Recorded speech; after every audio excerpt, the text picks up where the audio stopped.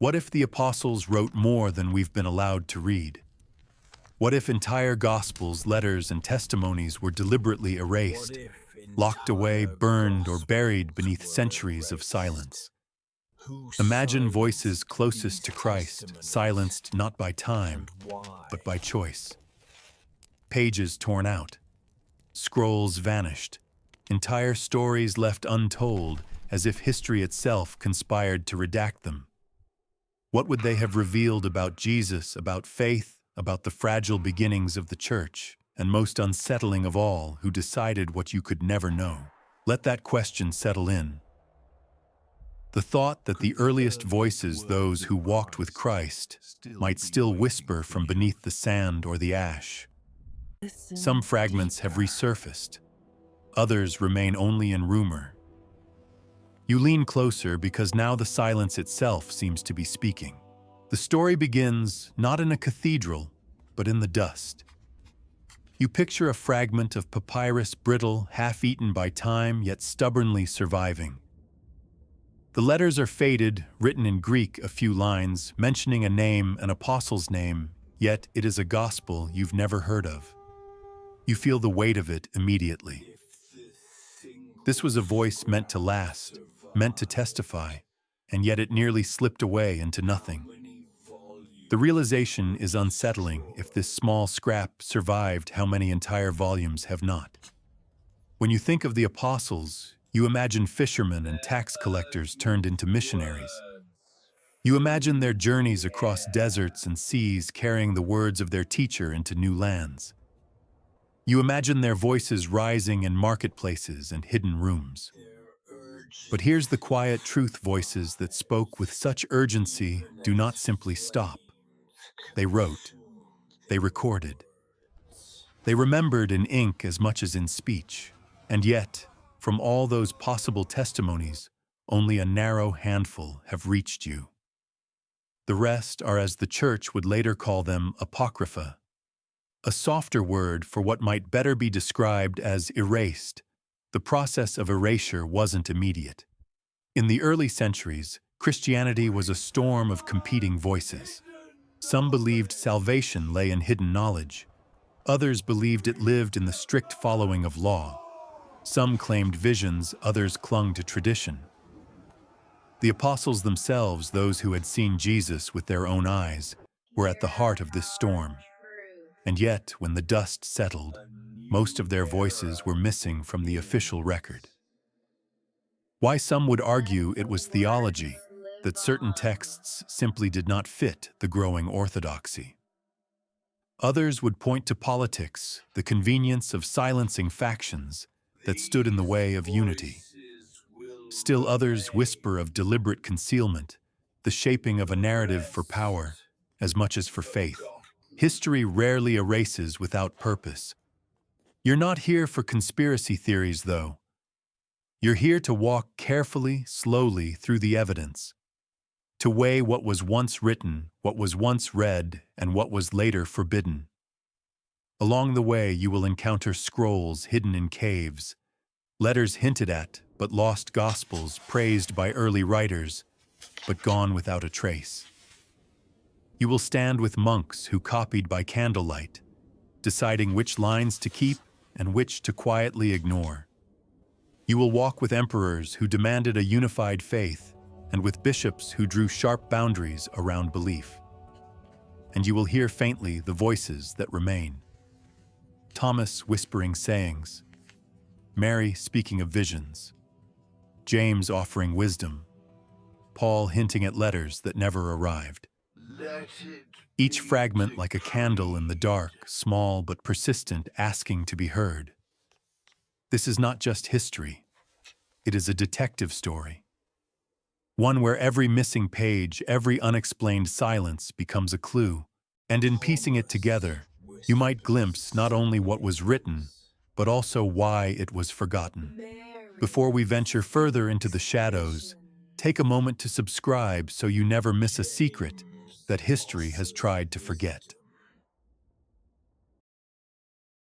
You find yourself standing beneath a blistering sun, squinting against the white glare of limestone cliffs and desert wind.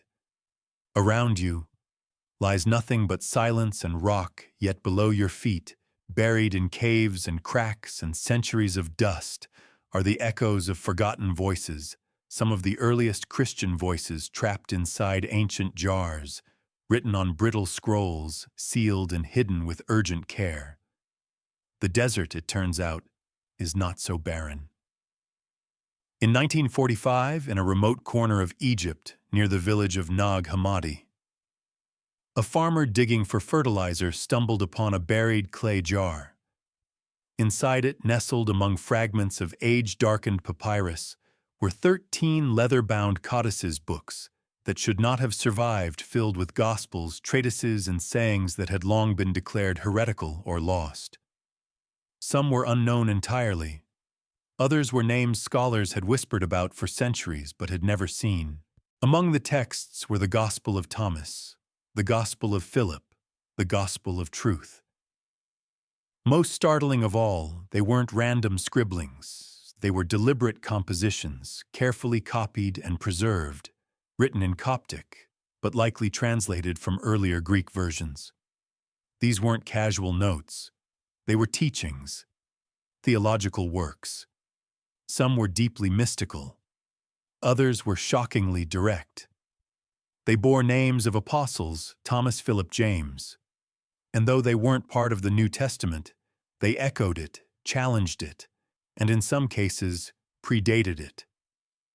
The academic world scrambled. What had been unearthed wasn't just archaeology, it was a theological time bomb. For centuries, Christian tradition had been filtered through the canon established in the 4th century. Now suddenly voices that had been silenced were speaking again. They didn't always align with orthodox views.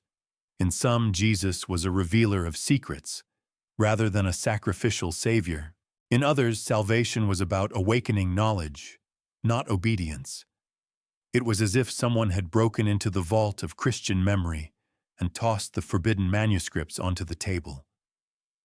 And this was just the beginning.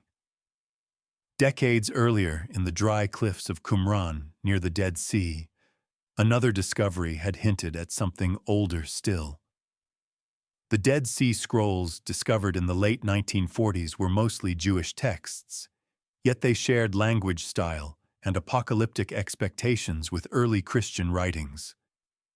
There were strange parallels, especially in documents like the Damascus document and the community rule texts, that pointed to a fiercely devout sect anticipating a Messiah and speaking of light and darkness in language startlingly similar to the Gospel of John. More tantalizing were scraps that didn't quite fit anywhere. A Greek fragment from Oxyrhynchus dating back to the 2nd century spoke of Jesus in sayings not found in the Gospels. It began plainly, "These are the secret words which the living Jesus spoke." It sounded like something familiar, but not quite the same. That piece, it would later be discovered, belonged to the Gospel of Thomas. These finds raised troubling questions. If apostles like Thomas and Philip had Gospels, why weren't they in the Bible? If their voices were preserved in hidden jars, why were they hidden in the first place? Was it chance that buried them, or design? Some scholars argue these texts were simply outliers, sectarian writings from fringe communities like the Gnostics. But the manuscripts themselves suggest more complexity. They were copied with care, bound in codices rather than scrolls, an early Christian innovation, and stored in ways that suggest a sense of urgency. Someone wanted them protected. Someone feared they might vanish, or worse, be destroyed. The Church's later disdain for these writings is well documented. By the 4th century, bishops like Athanasius were laying down strict boundaries on what could be read in churches. Anything outside the accepted canon was condemned as heretical. Books like the Shepherd of Hermas, once widely read, were cast out. Others, like the Gospel of Mary or the Apocalypse of Peter, vanished from liturgical use almost entirely. Yet their influence lingered. Quotes from them appeared in early Christian homilies. Church fathers argued furiously over them, suggesting they weren't obscure at all, but widespread and troubling. The more the canon solidified, the more voices had to be excluded. And this leads to a deeper question: what exactly was being protected? Was the canon an act of spiritual discernment, or an attempt to control the narrative? To shape not just what people believed, but who got to speak for belief itself. A single line from the Gospel of Thomas whispers like a secret.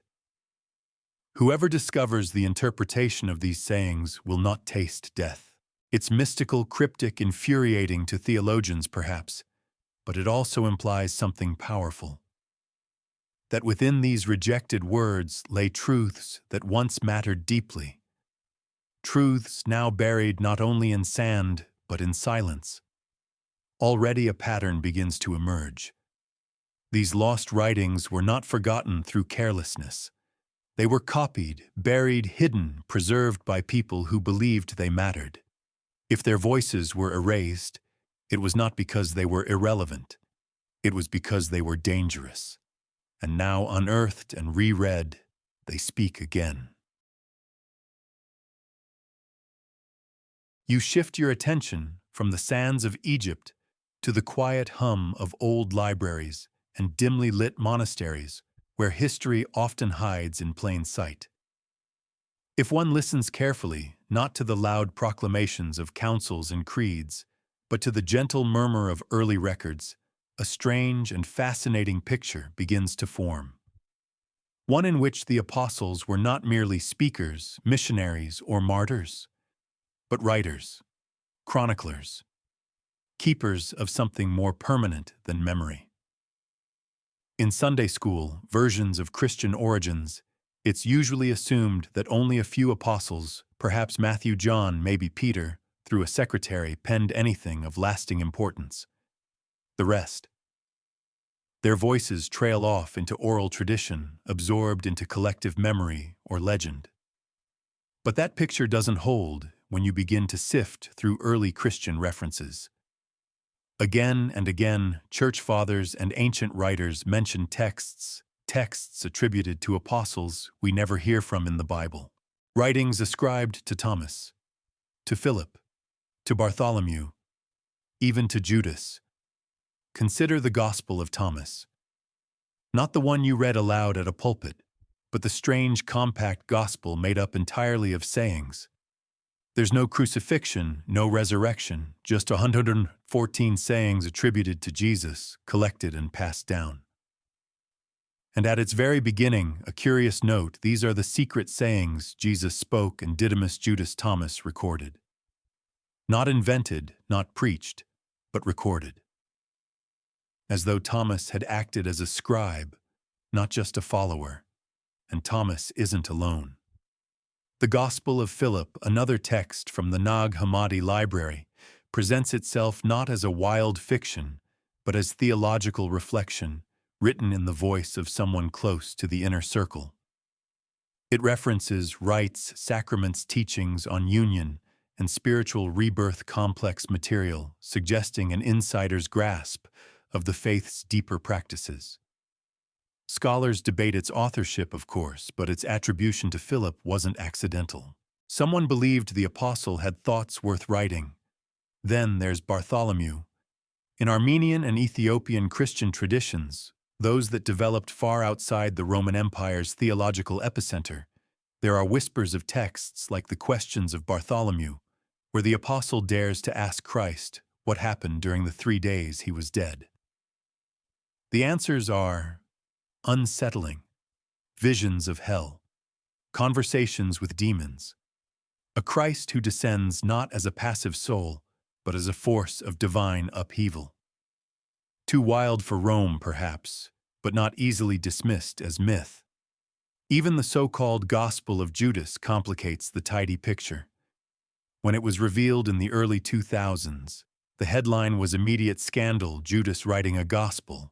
But the text itself claims to come from secret conversations, ones passed down and preserved. It paints Judas not as a traitor, but as a chosen confidant. Heresy say many. But again, Who chose to erase that version of the story, and why was it written in the first place? These texts don't always align with each other. They're not a secret alternate canon waiting to replace the New Testament. They argue with one another, reflect different communities, different theological tensions. But what they share is more important than what they contradict. They present apostles as active thinkers, interpreters, theologians, and crucially authors. This brings us to an awkward truth. If apostles were writing more than what ended up in the Bible, then some part of the church had to decide what to keep and what to forget. And the criteria weren't always about accuracy. Sometimes they were about usefulness, influence, even obedience. Irenaeus of Lyons, writing in the late 2nd century, famously declared, "There could be only 4 gospels, no more, no less, because there were 4 winds, 4 corners of the earth, and 4 creatures before the throne of God." A beautiful analogy if you like symbolic geometry, but not exactly rigorous scholarship. He praised Matthew, Mark, Luke, and John, and condemned the rest. Not because they were provably false, but because they didn't match his vision of unity. And so as the canon began to congeal, voices fell away. They didn't disappear all at once. Some were read for decades, centuries, even in Christian communities across the Mediterranean. But gradually their edges frayed. Scribes stopped copying them. Monks shelved them deeper in the libraries. Councils issued more pointed warnings. Until finally, most were lost, not because no one remembered them, but because no one dared preserve them. And yet the ancient testimonies still flicker through the cracks.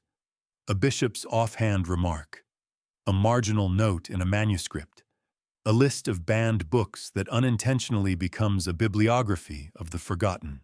These fragments speak of apostles who didn't vanish after the resurrection, but who continued to speak on scrolls now reduced to ash or manuscripts hidden away in caves.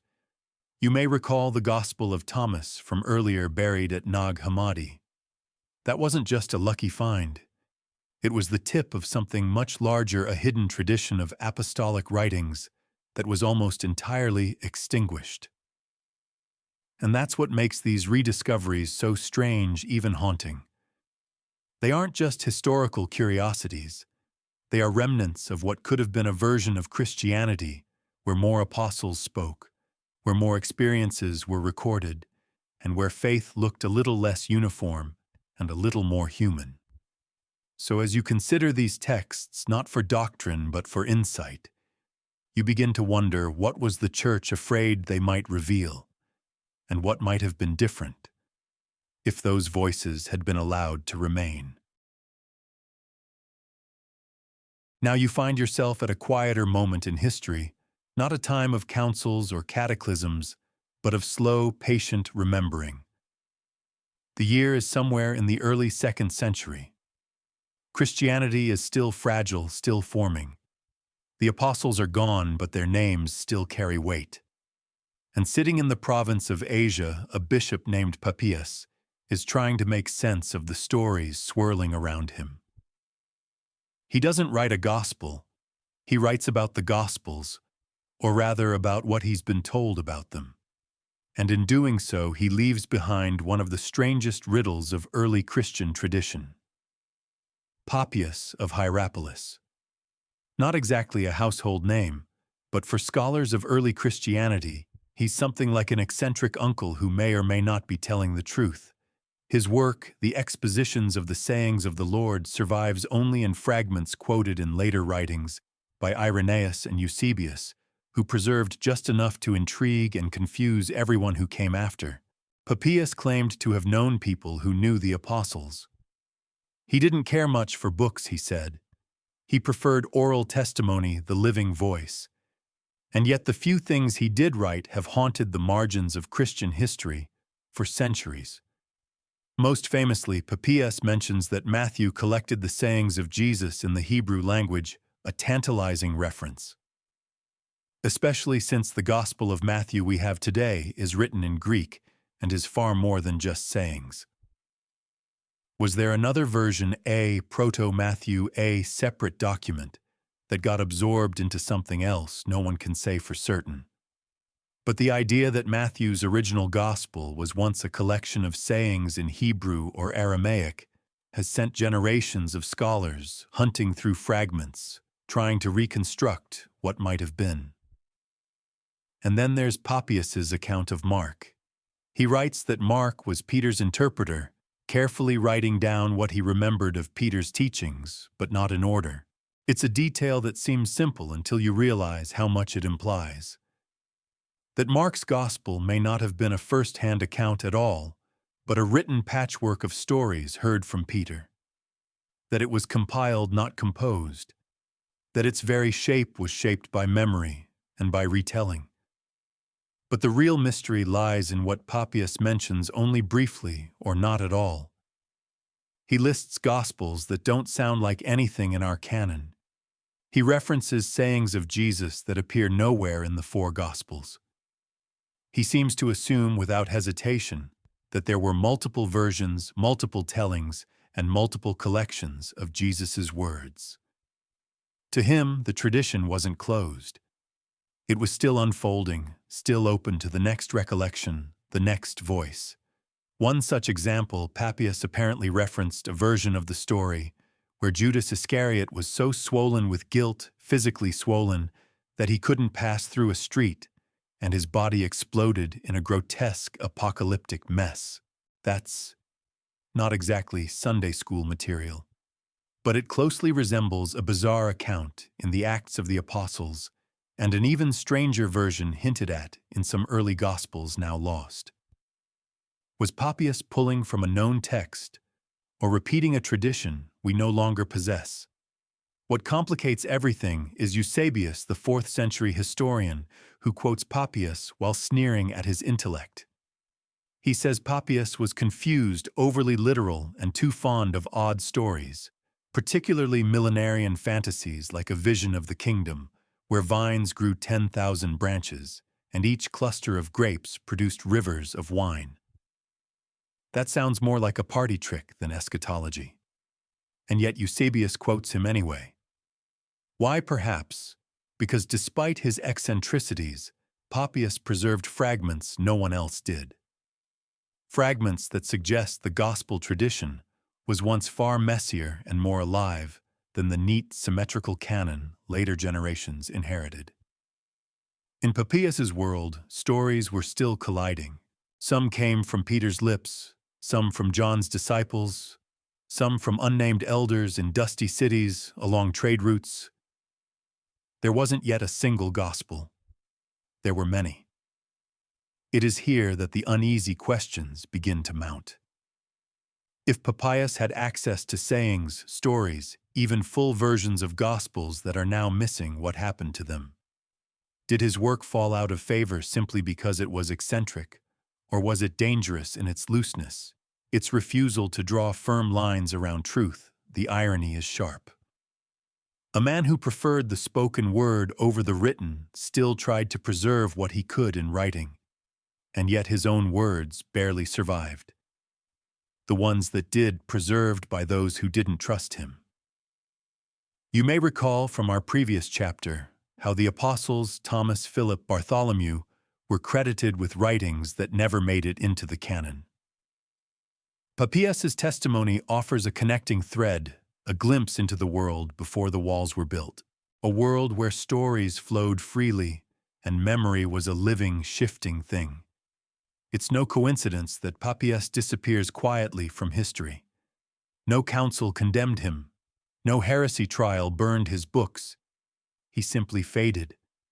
And in that fading, we may have lost more than we realize. Because what he preserved wasn't just content. It was a tone, a posture, a willingness to let multiple voices speak. And one must wonder, in a faith rooted in testimony, why were some witnesses allowed to remain while others were quietly escorted out the back door? The candle flickers as you imagine unrolling a scroll, its edges crumbling in your hands. The script is uneven, hurried, the tone personal, warm, even intimate. The kind of voice you don't expect from stone altars or gilded cathedrals. You're reading a letter, not a gospel, not a creed, but correspondence. Someone writing to someone else. A community trying to stay faithful, struggling with questions, and someone, a teacher, an apostle, trying to answer with guidance, encouragement, or warning. Letters like these built the earliest churches, and yet many of them are missing. When you think of apostolic letters, Paul's name likely comes to mind first. His epistles form nearly half of the New Testament, but they are not the only ones. And more importantly, they are not all of his letters. Even within the canon, there are breadcrumbs that hint at writings no longer in our possession, letters referenced, even quoted, but never preserved. The irony is almost painful. The very texts we treat as permanent often mention others that didn't make it through. In 1 Corinthians 5:9, Paul refers to a previous letter he had already written to the Corinthians, one that doesn't exist anymore. Just a few chapters into a book we consider sacred scripture, and already he's talking about another message, an earlier instruction. Lost. Then in Colossians 4:16, Paul says something even stranger. He instructs the Colossians to read a letter he sent to the Laodiceans, and for them to share their own letter in return. Yet there is no letter to the Laodiceans in our Bible. Where did it go? Did it ever reach its destination? Did it circulate for a time and then fall out of favor, or was it quietly removed because it said something inconvenient? These aren't small mysteries. They suggest something quite destabilizing, that even during the period of canon formation, when Scripture was still fluid, there were important apostolic writings in circulation that eventually vanished. Not because they were rejected by councils or condemned as heretical, but perhaps because they were simply overlooked, or worse, suppressed.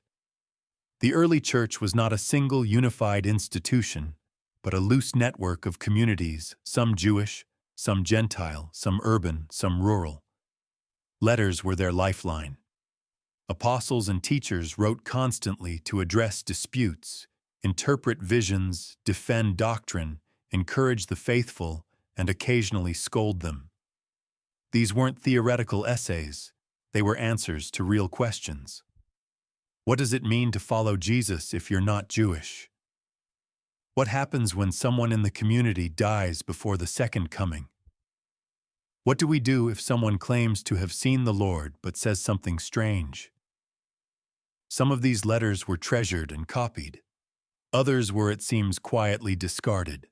There's a haunting sense that entire communities may have lived and worshipped based on teachings we no longer have access to.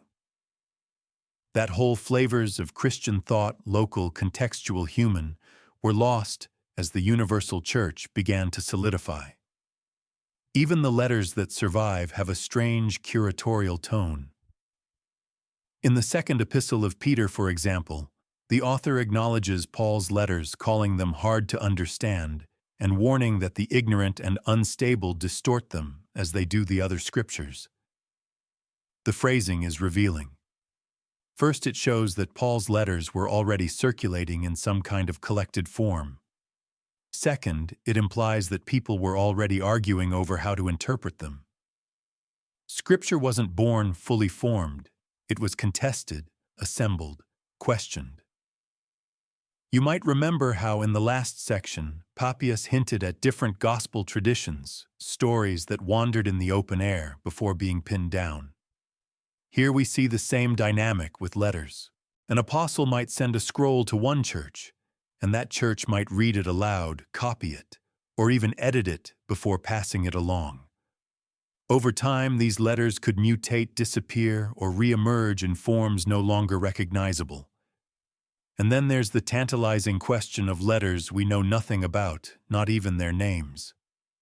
Writings by Thomas, by Andrew, perhaps even by Mary Magdalene or James the Just, sent to small communities in Syria, Ethiopia, or Anatolia, long lost in the shuffle of empire and doctrine. In some ancient lists, like the Muratorian fragment, One of the earliest attempts at cataloging Christian scripture, there are references to epistles that don't appear in our Bible. Some are merely dismissed. Others are praised, but mysteriously absent. The implication is clear: the boundary between inclusion and exclusion wasn't just theological. It was editorial. Sometimes the reason a text didn't survive wasn't because it was heretical, but because it was inconvenient or local or too closely tied to a voice that later generations didn't know what to do with. You begin to wonder about those local voices.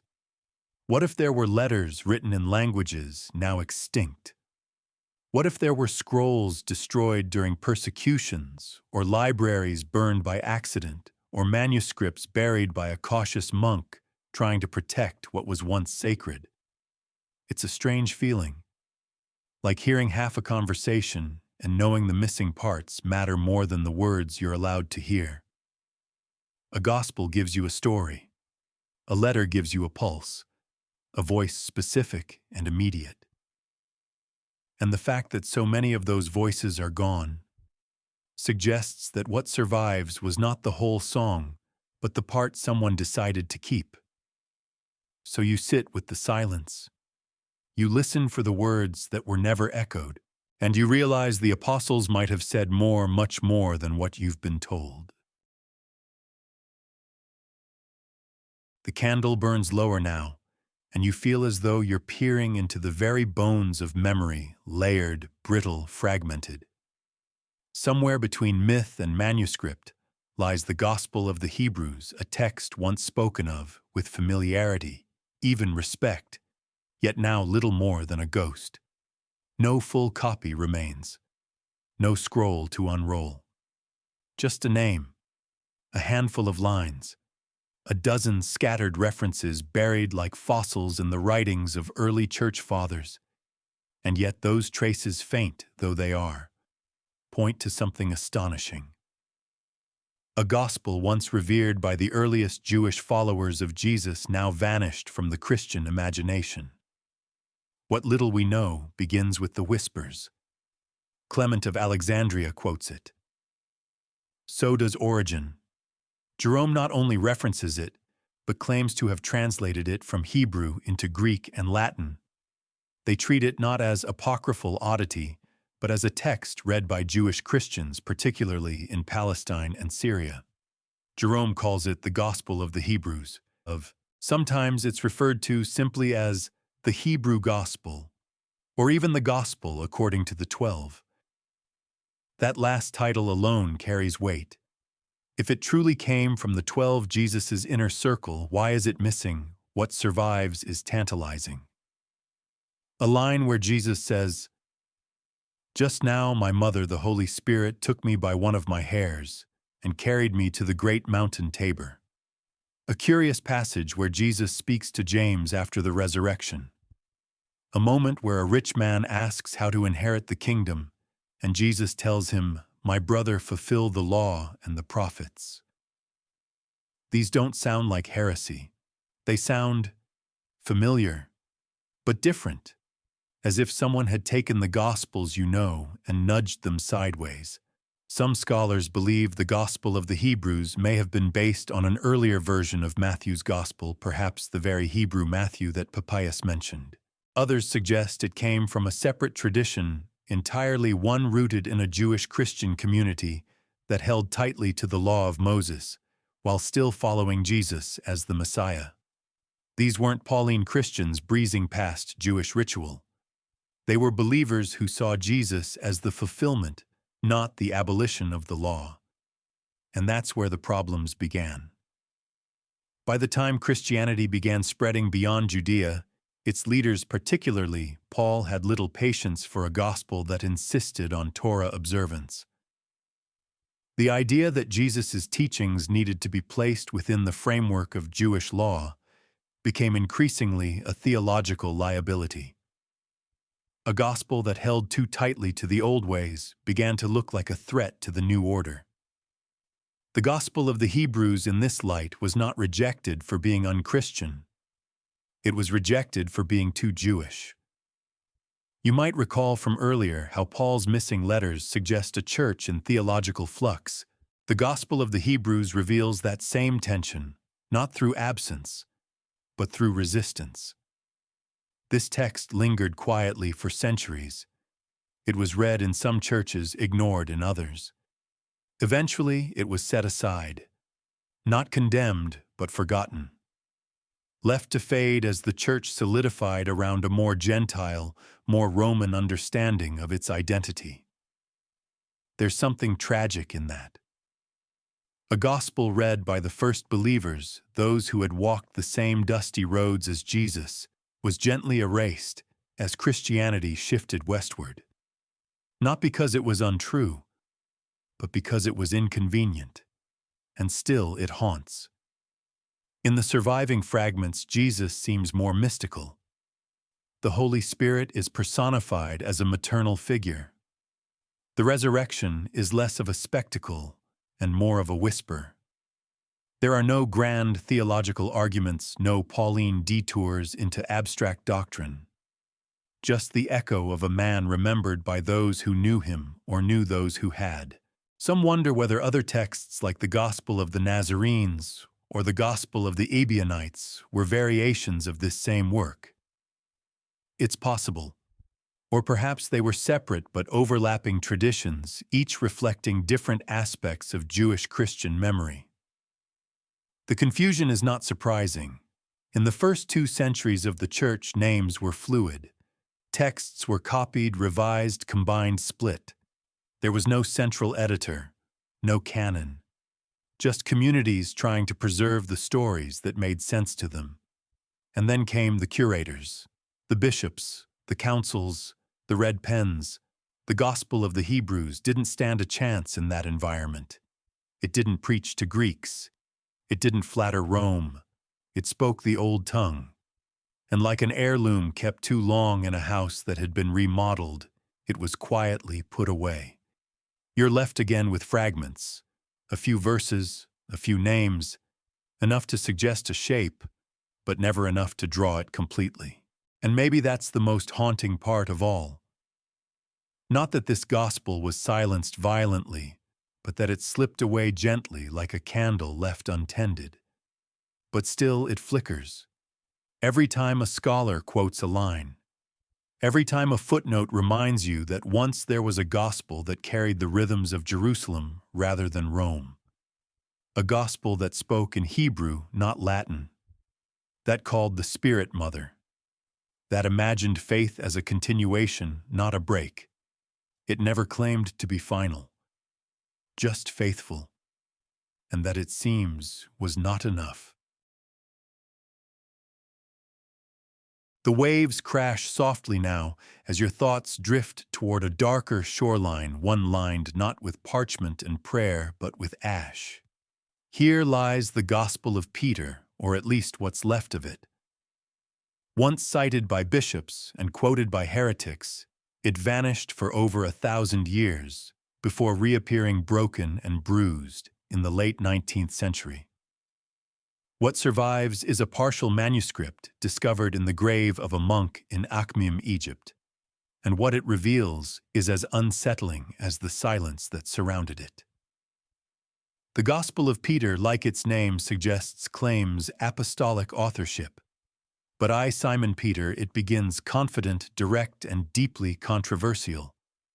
In the surviving portion, it retells the Passion story, but not as you've read it in Matthew, Mark, Luke, or John. This version is strange, off-kilter, haunting. Here Jesus is silent as he's crucified, not crying out in agony, but hovering above his own suffering as if distant from it. And when he dies, something even stranger happens. The cross itself speaks. Yes, the actual cross. That moment alone was enough to give church fathers indigestion. A talking cross, a disembodied Christ, theologians labeled it docetic, a heresy, suggesting Jesus only seemed human, that his suffering wasn't real. Yet the Gospel of Peter isn't so easily dismissed. It follows the outline of the Passion, yes, but with flourishes that suggest it came from a different stream of memory. In this telling, Herod, not Pilate, is the chief villain. And after Jesus' death, guards at the tomb witness not just an empty grave, but a towering Jesus emerging with angels while the cross itself walks out and declares, "Have you preached to those who sleep?" That's not just theology. That's poetry. Apocalyptic imagery, mysticism, and power all wrapped into one moment. You don't get that from the canonical Gospels, and that's precisely why it was feared. Back in the 2nd century, the Gospel of Peter was not yet considered dangerous. Serapion, bishop of Antioch, initially approved its use until he actually read it. Some heresy is mixed in, he later warned.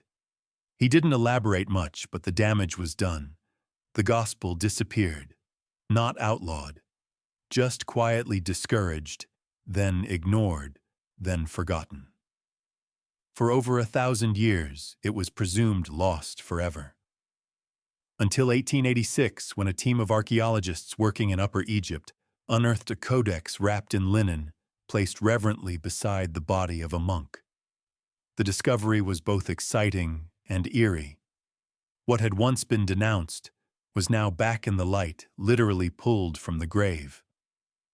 But it wasn't intact. Only a fragment remained covering the end of the Passion story and the resurrection. The rest was gone. And yet even this fragment was enough to reignite old debates. Why does this version of events feel so otherworldly? Was it rooted in earlier oral traditions that evolved separately from the canonical Gospels? Or was it an imaginative reconstruction by a community that viewed Jesus more as cosmic redeemer than suffering servant? There's an obscure but striking theory that the Gospel of Peter may have preserved echoes of early pre-canonical traditions. If that's true, then its strangeness isn't a distortion, but a window into what Christianity might have looked like before the tidy gospel harmonies we now accept. You might recall Papias from earlier describing gospel material as a fluid collection of memories. The Gospel of Peter fits that world, a place where retellings were not yet standardized, where resurrection was not just a moment of joy, but of cosmic terror, where Christ did not whisper comfort, but emerged as something vast, luminous, and unnerving. And perhaps that's what doomed it. The early church, as it grew in authority, needed order, boundaries, doctrinal clarity. A Jesus who walks out of the tomb flanked by giants accompanied by a cross that speaks in riddles doesn't fit well in a liturgical reading. It's too strange, too uncontrolled, too full of awe, the kind that makes you whisper, not sing. Yet the Gospel of Peter, despite its surrealism, never strays from reverence. It doesn't mock. It doesn't distort maliciously. It speaks from a place of wonder, perhaps even fear. That makes its disappearance feel less like censorship and more like nervous retreat, a stepping back from something too wild to explain. Today, the fragment is housed in a museum behind glass. Scholars debate whether it reflects heresy or hidden truth. Some call it a Gnostic distortion. Others see it as an early Jewish Christian memory. But the fact remains, it called itself a gospel. It spoke in Peter's voice. And someone somewhere read it with enough devotion to be buried with it. The question, as always, lingers. If Peter's name was once attached to this gospel, did he write it? Probably not. But did it preserve teachings attributed to him? Maybe. Or perhaps it carried the shape of his preaching, as remembered by a community unwilling to let that memory die. What's undeniable is that it survived barely. Not through canon, but through a monk's grave. Not in doctrine, but in mystery. And mystery, after all, has a stubborn way of returning. The parchment dries and curls slightly at the edges, as if even the material itself resists being remembered. This is the world of the Gospel of the Egyptians, a title that sounds exotic, perhaps heretical, perhaps something dreamed up in the sands along the Nile. And yet in the early centuries of the Christian movement, This gospel was known, quoted, argued over, preserved by some, rejected by others. Today it survives only in fragments and references, but what those fragments suggest is something both strange and important. A gospel that questioned the very shape of human existence and the role of the apostles within it. Clement of Alexandria, a theologian from the 2nd century, was one of its earliest critics and also, paradoxically, one of its best sources. He quotes the Gospel of the Egyptians in his own writings, often with mild disapproval and a hint of fascination. He cites lines spoken by Jesus that don't appear in the canonical Gospels at all. Sayings like, "I came to destroy the works of the female," or "let the male and female become one and the same." Unsettling, yes. Confusing, definitely. But these phrases aren't meant to be read literally. The Gospel of the Egyptians, like many early Christian texts, was steeped in symbolic language, and at its core was an obsession with transcending opposites, male and female, physical and spiritual, temporal and eternal. It wasn't just about salvation, it was about unification, about returning to something primal, something whole. This made it a favorite among certain ascetic groups, communities, that believed the body was a distraction, that sexuality was a trap, and that true discipleship required abstinence not just from sin, but from pleasure itself. In this gospel, the apostles themselves question Jesus about whether marriage and procreation should continue. His answers, depending on the version you read, range from cryptic to outright revolutionary. In one version, Jesus says, "When you make the two one and the inside like the outside, then you will enter the kingdom." You might notice a similar flavor in the Gospel of Thomas, which we discussed earlier.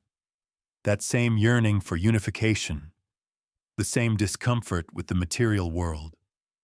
The Gospel of the Egyptians goes further. It suggests that salvation involves shedding identity entirely. No male, no female, just spirit. And here lies the scandal. The early church, particularly as it moved toward orthodoxy, had no patience for this kind of theological ambiguity.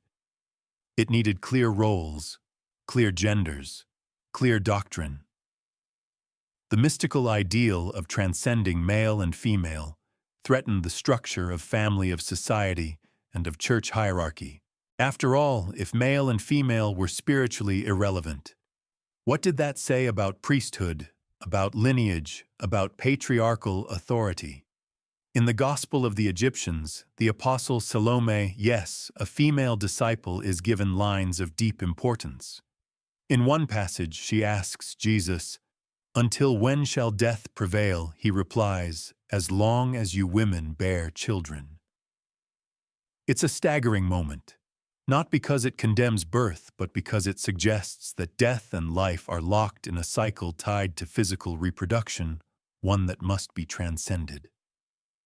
The early church fathers didn't like this one bit. Hippolytus, writing in the early 3rd century, condemned the text as the work of Gnostics. Epiphanius later filed it under his catalogue of heresies, blaming it for inspiring sects that promoted celibacy and rejected marriage altogether. The gospel, he implied, was unhinged from reality. Dangerous. And yet, what if its danger lay not in falsehood, but in radical clarity? A clarity that challenged the idea that faith must conform to earthly structures. A clarity that echoed Jesus' own words about eunuchs for the kingdom of heaven, about forsaking family, about becoming like children. These weren't new ideas, but they were inconvenient ones. And so once again, a gospel was set aside. Some scholars believe that what we call the Gospel of the Egyptians may have had multiple versions. One circulating in Egypt among Jewish Christian circles, another used by Gnostic or semi-Gnostic communities. This would explain the mixed reactions it received, some references suggesting admiration, others disgust. Like a mirror, it reflected whatever the reader brought to it. What remains of it today comes from two places, quotations by church fathers who tried to bury it, and a fragmentary version found at Nag Hammadi called the Holy Book of the Great Invisible Spirit. While the two aren't identical, they share themes and obsession with divine androgyny, a complex cosmology of emanations, and the idea that Jesus' mission was to return the world to its undivided origin. This gospel may never have been widespread. It wasn't read in cathedrals or copied by state-sponsored scribes. But in the dusty corners of early Christianity, in caves and hidden libraries, in whispered circles of mystics, it mattered. And that matters. Because once again, we see the pattern. A text tied to the apostles. A voice strange and disruptive. A few lines remembered, most lost. And beneath it all, a question that won't go away: how many versions of Jesus were there? How many voices were allowed to speak? And how many were quietly escorted into silence? The Gospel of the Egyptians may never give you answers, but it gives you echoes. Echoes of a world where faith wasn't yet domesticated, where salvation might mean transcending even yourself. The air grows still again as you lean in, candlelight dancing across the stone walls of thought. You're back in the realm of sayings, not stories, not miracles, not narrative arcs, but words. Raw, cryptic, unexplained.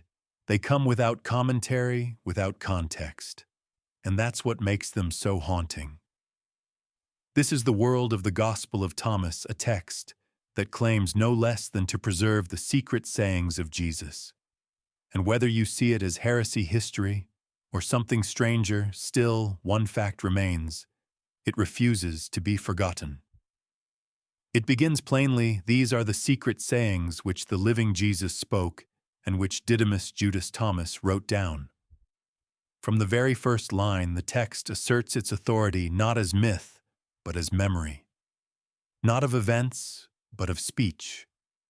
This is not a gospel in the traditional sense. There is no crucifixion, no resurrection, no Sermon on the Mount, no loaves or fishes. Instead, it reads like a spiritual riddle book, 114 sayings arranged without order, rhythm, or explanation. Just Jesus speaking into the void. And yet, if you listen closely, many of the sayings are familiar. Echoes of Matthew and Luke drift through its pages. The kingdom of the Father is spread out upon the earth, one saying begins, and men do not see it. Another warns of the blind leading the blind. Another speaks of a city on a hill. These aren't fabrications. They're reflections, possibly even older than the texts they resemble. That's where the real intrigue begins. Some scholars believe that Thomas preserves a window into an earlier, more primal Jesus tradition, one that predates the polished Gospels of the New Testament. A time when the followers of Jesus remembered not what he did, but what he said.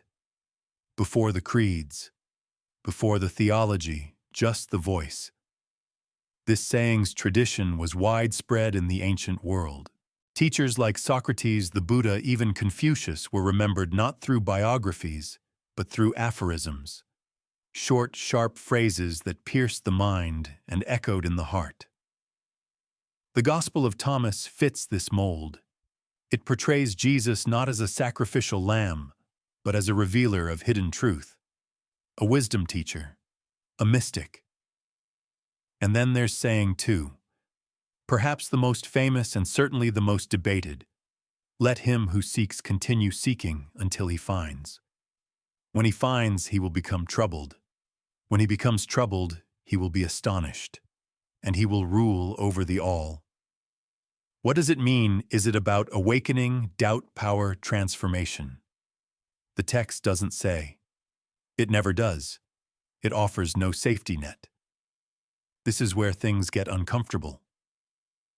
For centuries, the Church emphasized clarity, doctrine, statements of faith. The Nicene Creed does not tolerate ambiguity, but Thomas invites it. Thomas relishes it. Its Jesus is not interested in comfort. He challenges, he demands. If you bring forth what is within you, he says in saying 70, what you have will save you. If you do not have that within you, what you do not have within you will kill you. That's not Sunday morning stuff. That's a spiritual Molotov cocktail. And this is likely why Thomas was buried. Not in ash, but in metaphor. Early bishops knew of it. Hippolytus mentions a gospel used by a group called the Nazarenes, perhaps Thomas. Origen references sayings that sound suspiciously like it. But it never gained traction in the churches of Rome or Constantinople. Too elusive. Too internal. Yet someone preserved it. You'll remember from earlier that the Nag Hammadi library contained 13 codices. In one of them, carefully copied and bound in leather, was the Gospel of Thomas. Not scribbled, not hidden, preserved. Because someone, perhaps a monk, perhaps a mystic, believed these sayings still had power, and they do. Even now, Thomas challenges everything we assume about early Christianity, that it was unified, that it was focused on the cross, that it was always meant to become an institution. This gospel suggests something else, a path of knowledge, of seeking, of personal revelation. A Jesus who speaks not to crowds, but to individuals. Some say it's Gnostic. Others argue it's pre-Gnostic or not Gnostic at all. Some believe it's a late 2nd century forgery. Others see it as a 1st century memory. The debates rage on, but beneath the scholarly arguments lies something deeper, a voice. It is the voice that draws people back to Thomas again and again. Not because it explains, but because it refuses to. And yet the Gospel of Thomas does more than just exist as an intellectual curiosity. It holds up a mirror. It forces you to ask what kind of Christianity might have emerged if this had been included in the canon. A Christianity of riddles, not rules, of seeking, not submission, of inner light, not outer hierarchy. You might recall from our discussion of the Gospel of the Egyptians that early Christians sometimes saw salvation as a return to oneness and unmaking of categories. Thomas sings the same melody. When you make the two one, Jesus says, and when you make the inner as the outer, then shall you enter the kingdom. It's mystical. It's unsettling. It's unforgettable. And like all the texts we've uncovered so far, it reminds us that history did not trim the tree of Christian memory gently. It took an axe, and Thomas was one of the limbs that fell. But not entirely, because now you've heard it. And once you've heard it, you cannot unhear the voice. There's a hush now, not from fear, but reverence. You've heard many names by this point, Peter, Thomas, Philip, but now a new voice steps forward. Or perhaps more accurately, one that has been waiting in the wings all along. Mary Magdalene, the woman so often misnamed, miscast, or dismissed. To some a penitent sinner, to others a misunderstood disciple. But here in the fragments of a gospel bearing her name, she emerges not as background, not as a symbol, but as a teacher, a witness, a voice. The Gospel of Mary isn't a long text. What survives fits neatly into a few pages. But those few pages carry an extraordinary weight. They depict a moment after Jesus' resurrection, a scene of grief and confusion among the disciples. Jesus has gone. The world feels unsteady. And into that void steps Mary, calm and confident, recounting a vision, a teaching, a message from the risen Christ. And the men, they balk. Peter, especially.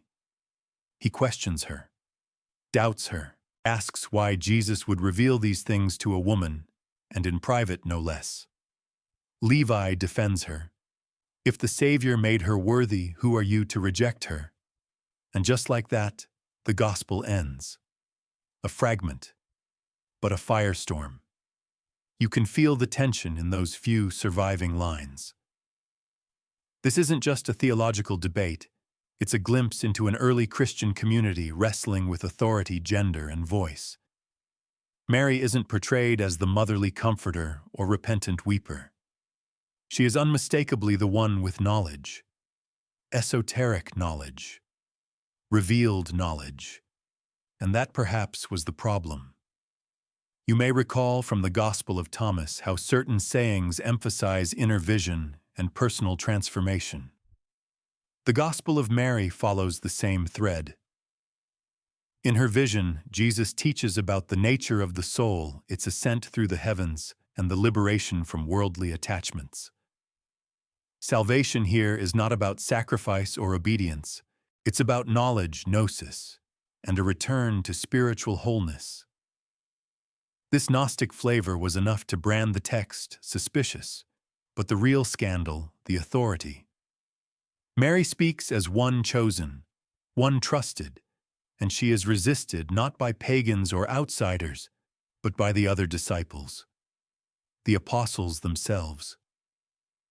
That's the part you can't unsee. The early church wasn't just navigating theological differences, it was navigating power. Who gets to speak? Who gets believed? Who gets remembered? And who gets quietly excised from the story? The Gospel of Mary was likely written in the 2nd century, but it may preserve older traditions. Some scholars believe it reflects a strand of Christianity, where women held leadership roles not as exceptions, but as norms. In some communities, Mary was not just a disciple, she was the disciple, the apostle to the apostles. That title isn't modern revisionism. It appears in ancient texts. Hippolytus, a church father from the 3rd century, called Mary the first witness of the resurrection, and therefore the first to preach the good news. But somewhere along the way, her voice was softened, shifted, silenced. You remember how Papias mentioned gospels we no longer have, or how Paul's letters refer to others that are lost. The Gospel of Mary fits right into that pattern, not only as a missing text, but as a missing perspective, a voice that challenges the male-dominated structure of early Christian memory. And it's not just Mary. Other apocryphal texts, like the Gospel of Philip, mention her too, calling her Jesus's companion. Some manuscripts go further, implying a closeness that, though controversial, suggests intimacy not of romance, but of trust. She understood things the others did not. That theme repeats again and again. So why did the Church, in its later formation, push her to the margins? Perhaps the better question is, what kind of Christianity might have emerged if her voice had remained central? One where authority wasn't monopolized. One where inner experience mattered as much as outer conformity. One where women weren't just present, but leading. It's tempting to say that the Gospel of Mary was erased because it was too feminist for its time. But the truth is subtler and more unsettling. It wasn't just about gender, it was about control, about who defined truth. And so the manuscript was buried, literally. The version we have today was found in a 5th century papyrus codex purchased on the antiquities market in Cairo. Most of it was missing, pages torn out, gone.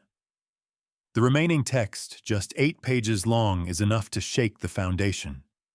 8 pages, that's all it takes. Because in those 8 pages, a woman stands up and speaks with authority. She is doubted.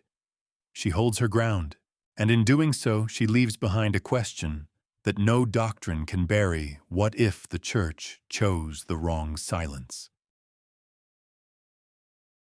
The footsteps echo now down a narrower corridor. This time the path leads not to a forgotten gospel or a buried scroll, but to a figure who stood at the very center of the early Christian movement, and yet somehow ended up in the shadows. James, not the fisherman, not the son of Zebedee, but James, the just brother of Jesus, pillar of the Jerusalem church, first among equals. His title alone speaks volumes. The just. A man known not for miracles or martyrdom, but for his righteousness. And yet of all the apostles, perhaps no one was more thoroughly erased from the Church's collective memory. It begins with contradiction. The New Testament itself can't quite agree on who James is. In the Gospels, he's described as one of Jesus' brothers, part of a family that didn't initially believe in his mission. Yet by the time the book of Acts opens, James is leading the church in Jerusalem. Not Peter, not Paul. James. Quietly, authoritatively, at the heart of it all, Paul refers to him as one of the pillars of the church, alongside Peter and John. He mentions a visit to Jerusalem, where he saw none of the other apostles, only James, the Lord's brother. In other words, James wasn't just another disciple, he was family. And that family connection, awkward, though it may have been for later theologians, seems to have conferred a kind of immediate legitimacy. You might expect then that we'd have shelves of letters from him, testimonies, writings, a gospel perhaps. But we don't. What we have allegedly is the Epistle of James, a short letter included in the New Testament. And even that comes with questions. Is it really his? Was it written later by a follower? Why does it sound so Jewish, so focused on works, so skeptical of faith alone? Martin Luther famously dismissed it as an epistle of straw, too thin to bear the weight of doctrine. But others see it differently, a window into a kind of Christianity that didn't split so neatly from its Jewish roots.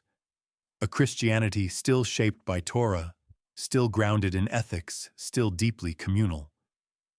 And that's where James becomes dangerous. You remember the Gospel of the Hebrews from earlier, how it reflected a Jewish Christian tradition that gradually vanished as the Gentile church rose in power. James was the embodiment of that tradition. He didn't preach grace over law. He didn't write sweeping theological treatises. He led a church that still attended synagogue, still kept kosher, still followed the rhythms of Jewish life, while also proclaiming Jesus as the risen Messiah. That hybrid model, Jewish in practice, Christian in conviction, was never meant to survive. As Paul's vision of a law-free gospel took hold in the Gentile world, James's community in Jerusalem became an uncomfortable relic, a reminder of what Christianity had been before it became Romanized, institutionalized, and universalized. The eventual destruction of the Jerusalem temple in 70 CE was more than a military disaster. It marked the end of James's world. The disappearance of a way of following Jesus that was grounded in family, in tradition, in place. There are hints, though, that his voice lingered. The church historian Eusebius quotes early writers who claimed James had knees like a camel from constant prayer. Others described him as universally respected, even among Jews who didn't follow Jesus. He was a bridge, a peacemaker. Some even say he was allowed to enter the temple despite his allegiance to Christ. And yet he was murdered. Thrown from the temple, stoned, beaten to death with a club. No trial, no counsel, just silence. Josephus, the Jewish historian, notes his execution in passing. He calls him the brother of Jesus who was called the Christ. That phrase alone speaks volumes. Even outside the church, James was seen as someone connected to something important. So why isn't he more central in our understanding of the early church, perhaps? Because James didn't write loud theology. He didn't travel like Paul or stir up visions like John. He stayed. He prayed. He judged disputes. He led quietly. And that quiet over time was interpreted as absence. You might recall how Mary Magdalene's voice was silenced not through violence, but through marginalization. James suffered the same fate, but with a twist. His bloodline, his authority, his identity as Jesus' brother, all of it was too complicated for the clean narratives the church preferred. In later centuries, the doctrine of Mary's perpetual virginity made James's existence awkward. If Mary had no other children, then who was James, a cousin, a spiritual brother? The explanations twisted into knots. At some point it became easier not to ask. And so the first leader of the church, the man closest to Jesus in blood and belief, became a footnote. His writings, if there were more, vanished. His community dissolved. His memory faded not through attack, but through theological housekeeping. But you can still hear his voice faintly in the epistle that bears his name. Faith without works is dead. A challenge not just to doctrine, but to comfort. A reminder that belief is not enough, that action is everything. James may be gone from the center stage, but if you listen closely, he's still kneeling, still praying, still waiting at the crossroads between the Jesus of history and the church that tried to simplify him. The ink dries faster in this section, as the air grows charged, not with mystery, but with contradiction. You turn the page on the most prolific writer of the New Testament, the apostle who wrote more books of the Bible than anyone else, Paul. His letters are familiar. Romans, Corinthians, Galatians, Ephesians. You've heard them quoted in churches, dissected in theology courses, even used in political arguments. But what you may not have noticed is how often Paul himself refers to writings that no longer exist. Letters that once mattered. Letters that shaped communities. Letters now gone. And he tells you this openly, as if you'd already read them. In 1 Corinthians 5:9, Paul writes, "I wrote to you in my letter not to associate with sexually immoral people." That's not 1 Corinthians talking about itself. It's referencing a prior letter, one we've never seen. A kind of Corinthians 0, a message lost between scrolls discarded by history, or perhaps tucked away in a corner of a monastery and mistaken for something else entirely. Then there's Colossians 4:16. Paul instructs the believers to read his letter to the Laodiceans, and to make sure the Laodiceans read this letter to the Colossians, a kind of early Christian pen pal system. Yet the letter to the Laodiceans also missing. Or maybe not. A short, awkward text bearing that title, the Epistle to the Laodiceans, does exist. It surfaced in Latin manuscripts during the Middle Ages, but it reads like a patchwork sewn together from familiar Pauline phrases, suspiciously bland, as if someone took snippets of existing epistles and stitched them into a Frankenstein gospel. Most scholars dismiss it as a medieval forgery, a fan fiction of Scripture. But if that's the case, where did the real letter go? You might recall from our earlier exploration of James how the early church handled complexity by quietly stepping away from it. Paul's letters, real or apocryphal, were subject to the same tension. On the one hand, his voice was strong, insistent, deeply theological. On the other, he was divisive. Even in his lifetime, Paul was frequently challenged by other leaders. His interpretation of Jesus, less historical, more mystical, stood in tension with the teachings of the Jerusalem church, led by James. And there were many more letters than those that survive today. In 2 Corinthians, Paul references a letter written in tears, an intensely emotional response to something that had gone wrong in Corinth. But that letter is not 1 Corinthians, and it's not 2 Corinthians either. Scholars now suspect that what we call 2 Corinthians might be a combination of several shorter letters, edited, redacted, rearranged. Imagine that. The foundational texts of Christian theology not just missing, but edited. Rearranged by early scribes and compilers trying to make sense of Paul's often volatile tone, his mood swings, his contradictions, his sheer humanness. There's even a case to be made that Paul wrote more letters to Thessalonica, Galatia, and other churches than the ones we've received. In the world of the first century, letters were rarely seen as permanent fixtures. They were functional, immediate, local. And yet over time, some came to be revered while others were lost.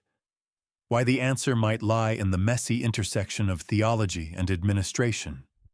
The early church, especially after Constantine's conversion, began to sift its teachings for consistency.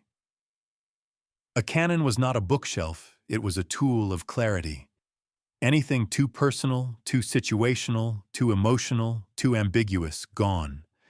And so Paul's lost letters weren't destroyed in a dramatic purge. They were forgotten through neglect, a scroll misplaced, a papyrus copy not recopied, a regional text never accepted by the larger network. But what might those letters have said? Some speculate that the lost letters contain sharper rebukes, or more vulnerable confessions. Perhaps teachings that contradict what survives. Perhaps explanations for things we now take for granted. Imagine a letter in which Paul clarifies his stance on women in leadership or on slavery or on the role of Jewish law. Would it have changed centuries of doctrine? Would it have challenged the ways his surviving words have been used, sometimes weaponized over generations? The absence invites speculation. And more than that, it reveals the fragility of Scripture itself. We often think of the Bible as a fixed object carved in stone. But in truth, it's more like a river shaped by banks, diverted by choices sometimes flowing into channels that never reach the sea. You may recall how Mary Magdalene's voice was challenged by Peter, or how the Gospel of Peter was buried for centuries. Paul's letters were not suppressed in the same way, but the fact that some are missing shows how even the most dominant voice in early Christianity was not immune to silence. It wasn't censorship. It was something quieter. The passing of time, the fading of parchment, the decision not to copy something. And that's perhaps the most human part of all. Because history isn't just shaped by what is written, it's shaped by what is copied. And someone somewhere chose not to copy Paul's missing letters. The shadows deepen here, and you step not into a cave or a crypt, but into a kind of historical fog, thick, stubborn, and filled with voices speaking just softly enough to be missed. They called themselves Ebionites, from the Hebrew word Ebionim, meaning the poor. But they weren't poor in knowledge. They carried something rare, perhaps even precious. A version of Christianity that clung closely to its Jewish roots. A community that followed Jesus, honored James the Just, rejected Paul, and held to a gospel now lost to time. The Ebionites weren't Gnostics. They weren't heretics in the mystical sense. They believed Jesus was the Messiah, chosen, anointed, but fully human. Born of Mary and Joseph. Not divine by nature, but adopted by God at his baptism. That alone made them dangerous to the emerging orthodoxy. Their Christ was not the pre-existent Logos. He was the faithful servant, the teacher, the fulfillment of the law, not its replacement. And what's more, these believers claimed to have their own gospel. A gospel of the Hebrews, maybe. A version of Matthew, possibly. Some church fathers called it the Gospel of the Ebionites, though that may not have been its true name. No complete copy survives, but fragments quoted by Epiphanius, a bishop with a flair for condemnation, offer strange, provocative glimpses. In this gospel, Jesus doesn't eat meat. He abolishes sacrifices. He insists on Torah observance.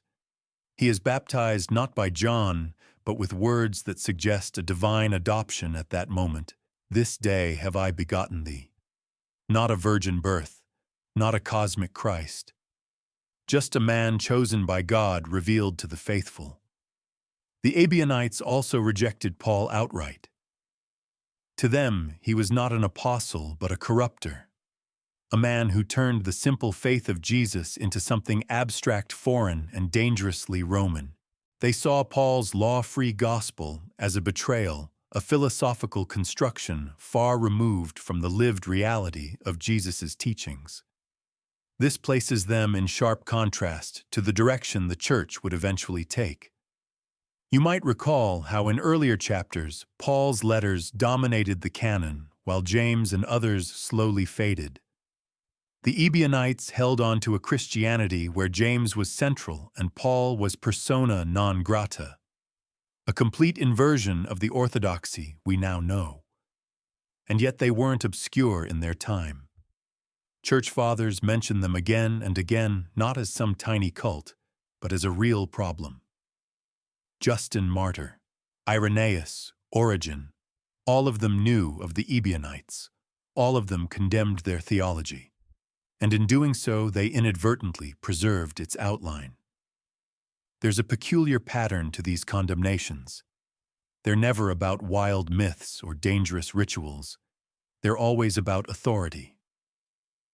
The Ebionites read the Hebrew Scriptures. They prayed to the God of Israel. They believed in Jesus. But they rejected the Gentile version of the church. They refused to let go of the roots. It's tempting to see them as the losing team in a theological argument. But it's more than that. The disappearance of the Ebionites was part of a broader erasure one that included texts, traditions, and interpretations that didn't align with the universalizing vision of a Rome-friendly church. And the timing matters. By the 4th century, when Constantine embraced Christianity, the church was already turning into an empire of ideas. Unity became a necessity. Diversity became a threat. Communities like the Ebionites, who insisted on the Jewishness of Jesus, were slowly pushed out first through theological isolation, then through obscurity. But the question remains, what was in their gospel we don't know for sure. Only that it was similar but different. A version of Matthew without the nativity. A version where Jesus says, "I have come to abolish the sacrifices." A version where he eats no meat, where he lives as a strict Jew, where salvation comes not through faith alone, but through righteousness. Some scholars believe the Ebionites may have preserved one of the earliest gospel traditions, perhaps even closer to the historical Jesus than the texts that survived. Others see them as sectarian extremists locked in a losing battle with history. But either way, they carried something we no longer have. Not just a gospel, but a memory. A memory of a Jesus whose message was woven into Jewish identity, not peeled away from it. A Jesus who fulfilled the law not by replacing it, but by living it fully. You may recall from earlier that James the Just embodied this same tension. A Jewish Christian leader whose authority was gradually rewritten. The Ebionites never rewrote him. They revered him. To them, he was the truest successor of Jesus, and that alone tells you what kind of Christianity they believed in. One that stayed rooted. One that refused to be transplanted into Gentile soil. One that in the end was pruned away. And now the only gospel they ever quoted, perhaps one of the earliest written, is gone. What remains are the quotes from their enemies, the silence of their own voice, and the sense that just beyond the margins of history, a different version of the church once breathed, prayed, and remembered. The year is 325 CE. You're no longer in caves or quiet libraries. You're standing in a palace in Nicaea, a city buzzing with the tension of decisions that will echo through centuries.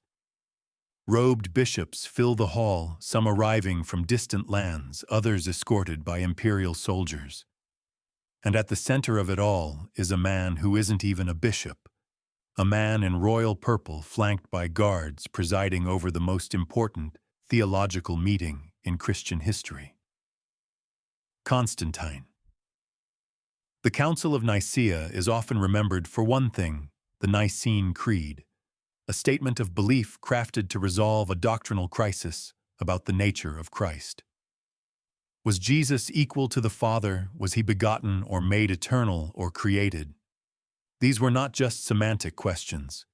They threatened to split the empire, and Constantine, recently converted, or at least politically baptized, needed unity. But behind the official record of creeds and canons lies something else. A silence, a gap in the proceedings that no one speaks of directly. Because while the Council's formal goal was theological unity, its deeper consequence was something far more decisive: the narrowing of memory. You see, Nicaea didn't just define what Christians believed. It helped define which voices mattered, and more crucially, which ones didn't. It's tempting to imagine a dramatic moment at Nicaea where bishops shouted down heretical gospels, tossed scrolls into fires, or ceremonially cut books from the canon. That's not how it happened. The Council never published a list of banned texts. It didn't need to. The real censorship came not through decrees, but through exclusion. The tone had already been set. The letters of Paul were in wide circulation.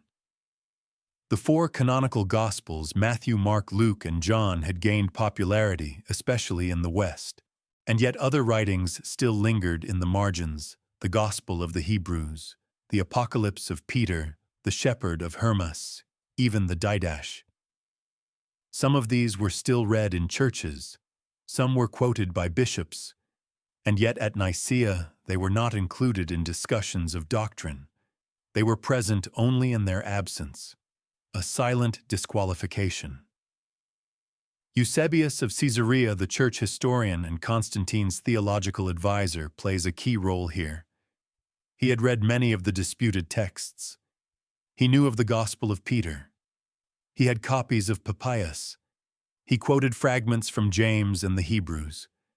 And in his writings he divides the Christian books into categories: the acknowledged, the disputed, and the rejected.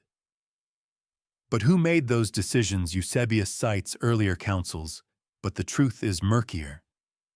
There was no definitive vote, no golden list carved in stone.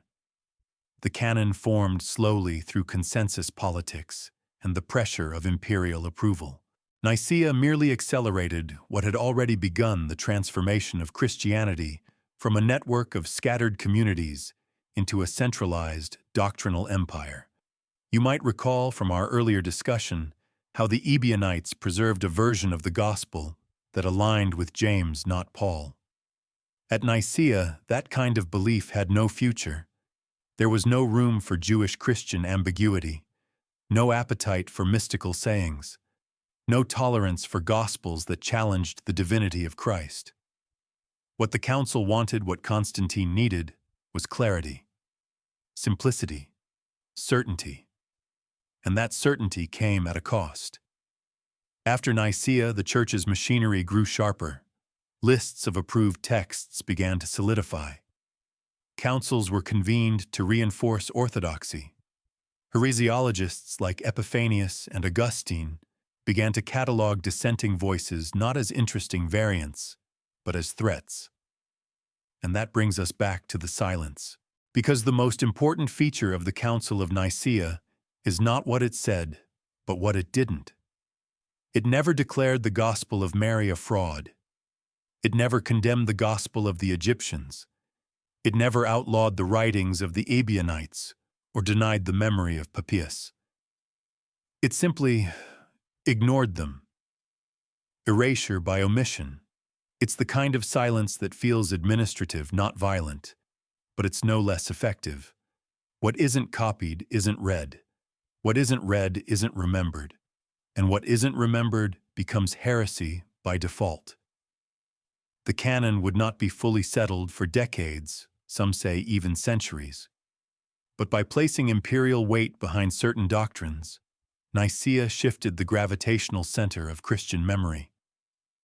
From this point forward, the church would no longer be a tapestry of competing voices. It would be a cathedral, ordered, hierarchical, and heavily guarded. And just outside its stone walls, scrolls no longer copied, names no longer spoken, apostles remembered only through the voices that survived. You might remember how earlier Paul's lost letters were hidden in plain sight, mentioned, acknowledged, but lost. The same is true here. At Nicaea, the church didn't burn its memory. It redacted it.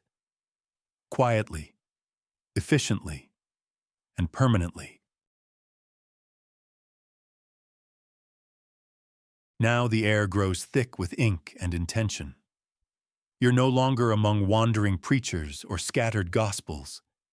You're seated in the scriptorium of the early church's gatekeepers, men with pen's power and a mandate to define the faith by drawing the lines around it. These were the heresiologists, the catalogers of error, the watchdogs of orthodoxy, and in their meticulous denunciations, they preserved something they didn't intend, a record of what the church chose to forget. Heresiologists weren't accidental archivists. They were theologians with a mission: to protect, to clarify, to draw borders. But to do that, they had to describe the very ideas they sought to destroy. And so, ironically, many of the lost writings of the apostles survive only because their opponents quoted them just enough to condemn, never enough to preserve. You begin with Irenaeus of Lyons. Writing in the late 2nd century, he was one of the first to confront the growing diversity of Christian thought with a firm polemical hand. His work against heresies spans 5 volumes of theological point-by-point takedowns. In his view, there could be no room for alternative narratives, only the one true faith handed down from the apostles through the bishops. And yet, in denouncing the heretics, Irenaeus catalogued them. He described their beliefs. He quoted their texts. He gave us names and titles: Gospel of Truth, Gospel of Judas, Gospel of Mary, and more. In his fury to discredit, he accidentally documented a shadow canon. Take, for instance, his dismissal of the Gospel of Judas. He doesn't provide the full text, no one would, until it resurfaced in 2006. But he mentions its existence, attributes it to a Gnostic group, and calls it laughable. And in doing so, he confirmed that such a gospel did circulate. Then there's Hippolytus, another heresiologist writing in the early 3rd century. In his work, Refutation of All Heresies, he takes on a dizzying array of sects: Nazaenes, Ophites, Scythians, each with their own cosmologies and scriptures. Many of the Gospels he condemns have since vanished. But thanks to his careful inventory of errors, we know they once existed. You might recall from earlier how the Ebionites were remembered mostly through their critics. Heresiologists did this constantly. They created theological strawmen, yes, but those strawmen were built from real fragments. The Gospel of the Egyptians, quoted by Clement, condemned by Hippolytus. The Gospel of Mary, denounced for its secret teachings. Even the writings of Thomas and Philip, now viewed by scholars with curiosity, were once ammunition in the arsenal of theological suppression. But perhaps the most fascinating figure in this gallery of censors is Epiphanius of Salamis. His work, Panarion, literally medicine chest, offers a cure for every heresy. He lists 80 of them, each with symptoms and suggested treatments. It reads like a theological field manual. And in the process, he names lost texts: the Gospel of the 12, the Acts of Andrew, the preaching of Peter. Some of these titles appear nowhere else. We don't know what was in them. We only know they were once seen as threats. And that's the key. These men didn't silence ideas through fire. They silenced them through ridicule, marginalization, institutional boredom. They knew that the surest way to make a text vanish wasn't to attack it. It was to label it foolish, dangerous, forgettable. But you have to wonder, how many of these texts, if they had been preserved in full, might have changed our understanding of the apostles entirely? What if the Gospel of the Hebrews had given us a more Jewish Jesus? What if the Gospel of Mary had given women more authority? What if the Gospel of Peter had shown us a Jesus more surreal, more apocalyptic, more strange? Instead, we're left with fragments, quotes buried in arguments, echoes trapped in footnotes, a record of ideas preserved only because someone hated them enough to write them down. You may recall from Nicaea how the canon was never decisively voted into being. It solidified through a slow consensus. But the heresiologists played a vital role in that process. They pruned the tree. They cleared the weeds. They told you which voices to ignore by shouting them down one by one. And so history took its shape not just through what was remembered, but through what was remembered as wrong. It's a strange form of preservation, one that feels more like a crime scene than a library. You see the outline of the missing thing, but not the thing itself. A negative space where a gospel used to be, and all of it carried out by men who believed they were saving the faith. You wonder as you sit with their words whether they ever hesitated, whether they sensed what was being lost, whether in the quiet hours they paused before labeling something heresy just long enough to ask, what if they're not wrong?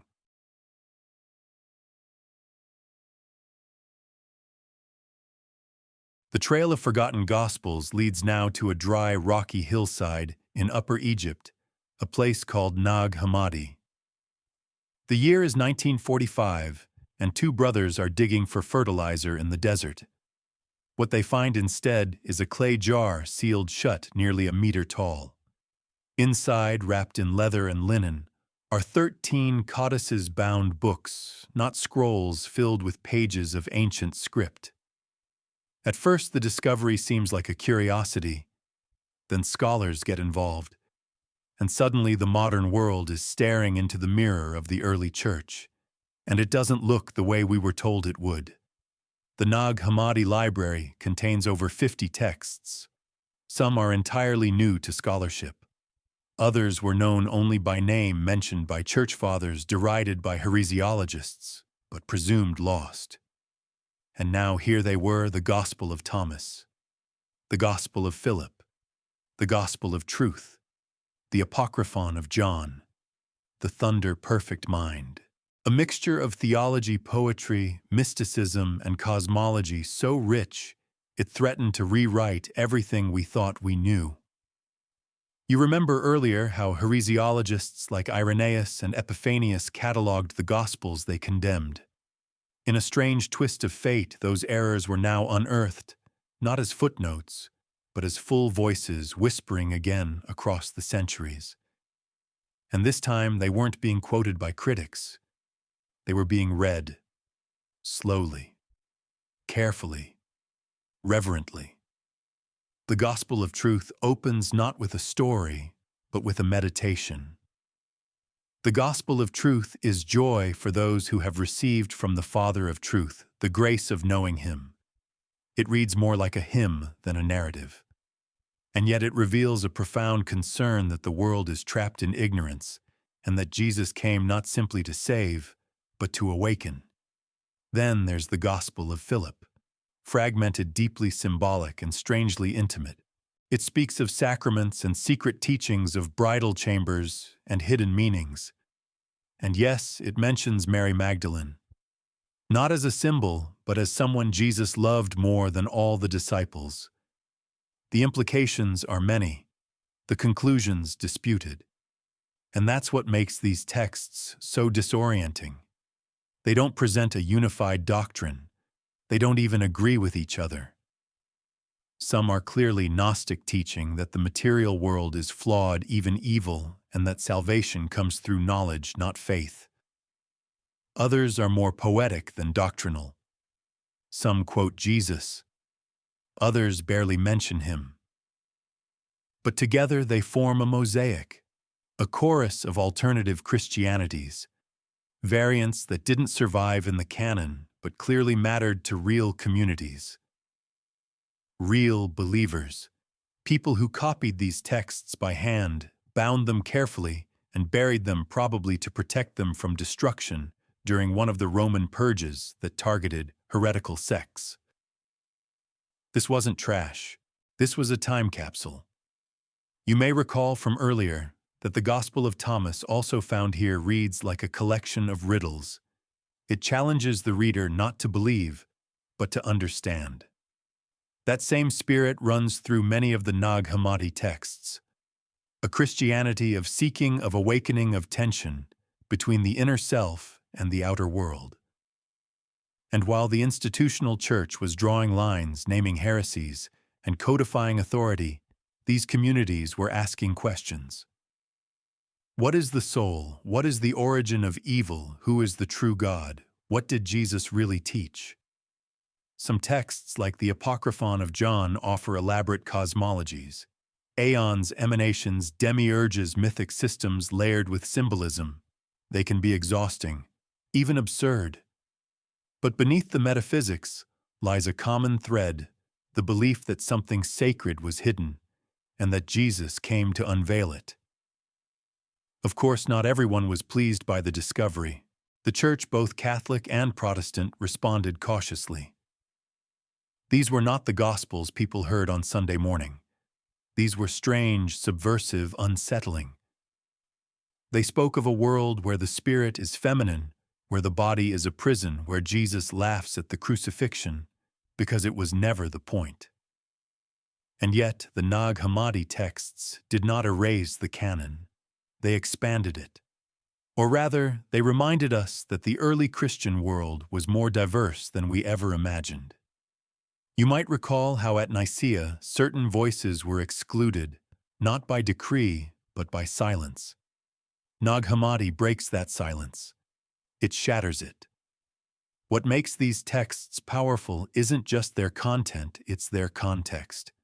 They were buried with care, hidden, not discarded, preserved in jars, not burned in pits.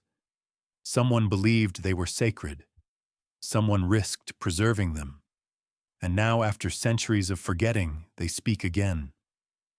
They speak of a Jesus who reveals rather than atones, of salvation as insight, not obedience, of apostles as mystics, not merely messengers. It's not a replacement gospel. It's a memory that was deliberately erased and yet somehow refused to die. Now you find yourself peering into a gap, not at a lost gospel you can touch or quote, but at a ghost, a hypothetical text, a missing source, a document so elusive that it's never been found, and yet so persuasive that generations of scholars are convinced it once existed. They call it Q, from the German word Quelle, meaning source. A fitting name for a gospel that seems to hover just behind the ones we know, like a shadow cast by the light of memory.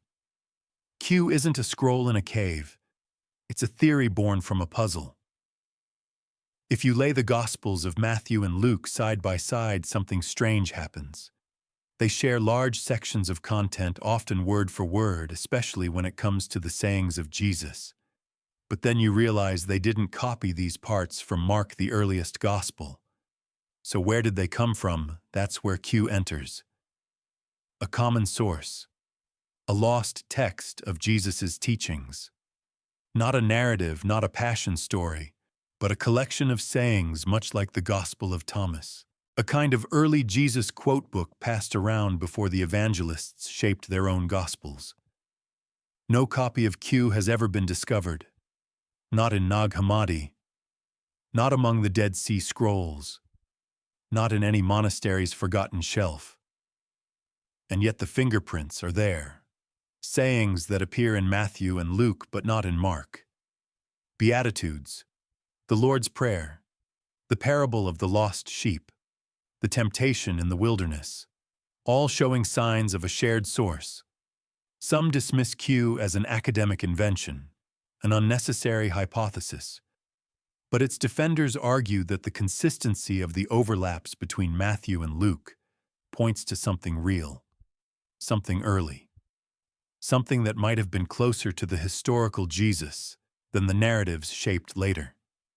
And that raises the question, what kind of gospel was Q? If it existed, It likely contained no resurrection story, no crucifixion, no birth narrative, just teachings, aphorisms, parables, a Jesus who walks and speaks but does not bleed or die, a Jesus of wisdom, not of suffering. You might recall from our exploration of the Gospel of Thomas how that text, too, focuses solely on sayings. Q may have resembled it perhaps not in theology but in format, a tradition rooted in the oral, the memorable, the spoken word. And that's what makes Q so compelling. It suggests a Christianity that began not with miracles or creeds, but with the words of a teacher. Before there was theology, there were sayings. Before there was gospel, there was voice. Scholars have even attempted to reconstruct Q using the shared material in Matthew and Luke to build a kind of shadow gospel. These reconstructions vary. Some are minimalist, others imagine a full document. But all agree if Q existed, it reflects a time when Jesus' teachings were enough. Before the church needed a death to explain sin, before it needed a resurrection to confirm hope. But here's the twist. Even if Q existed, and even if it was widely known, it was never canonized, never mentioned by name, never preserved. And that absence speaks volumes. It suggests that the church, in its rush toward theology and soteriology, left behind something quieter, something simpler. A gospel without crucifixion, without resurrection, that's a problem for orthodoxy. And so Q was left behind, not by decree, but by direction. As the church moved toward narrative, toward drama, toward blood and triumph, the voice-only gospel faded, or perhaps it was absorbed, folded into Matthew and Luke, leaving behind only clues, traces, echoes. You may recall how Paul's missing letters hint at a broader correspondence. Q does the same for the sayings of Jesus. It reminds us that even our most familiar texts are collages assembled from sources layered over time, filtered through communities. And if Q existed, what else might have existed alongside it? A sayings collection from Thomas A. version from James A. teaching scroll, copied by hand in the hills of Galilee, now lost to wind and ash. In some ways, Q represents more than just a lost document. It represents a possibility. The idea that the earliest memory of Jesus wasn't a story, but a sentence, a parable, a phrase whispered across the generations. And in that whisper, you hear something subtle but unmistakable, a gospel not of what happened, but of what was said. Now the silence takes on a different tone, not the silence of erasure, but of hesitation. You're no longer in a cave or at a council or holding a forgotten scroll. You're in a room where nothing is yet written, where stories are still alive in breath and memory, where the followers of Jesus, those who walked with him, ate with him, listened to him under olive trees, are trying to decide what to say and what to write down. The transition from oral to written tradition is one of the most mysterious and most crucial turning points in Christian history. And it's easy to forget that the earliest Christians didn't start with books. They started with voices. Jesus, as far as we know, wrote nothing. He taught. He told stories. He walked. He wept. He flipped tables. But he didn't author a single scroll. Everything we know about him comes from those who remembered, and those who eventually chose to record that memory in ink. But memory is never just memory.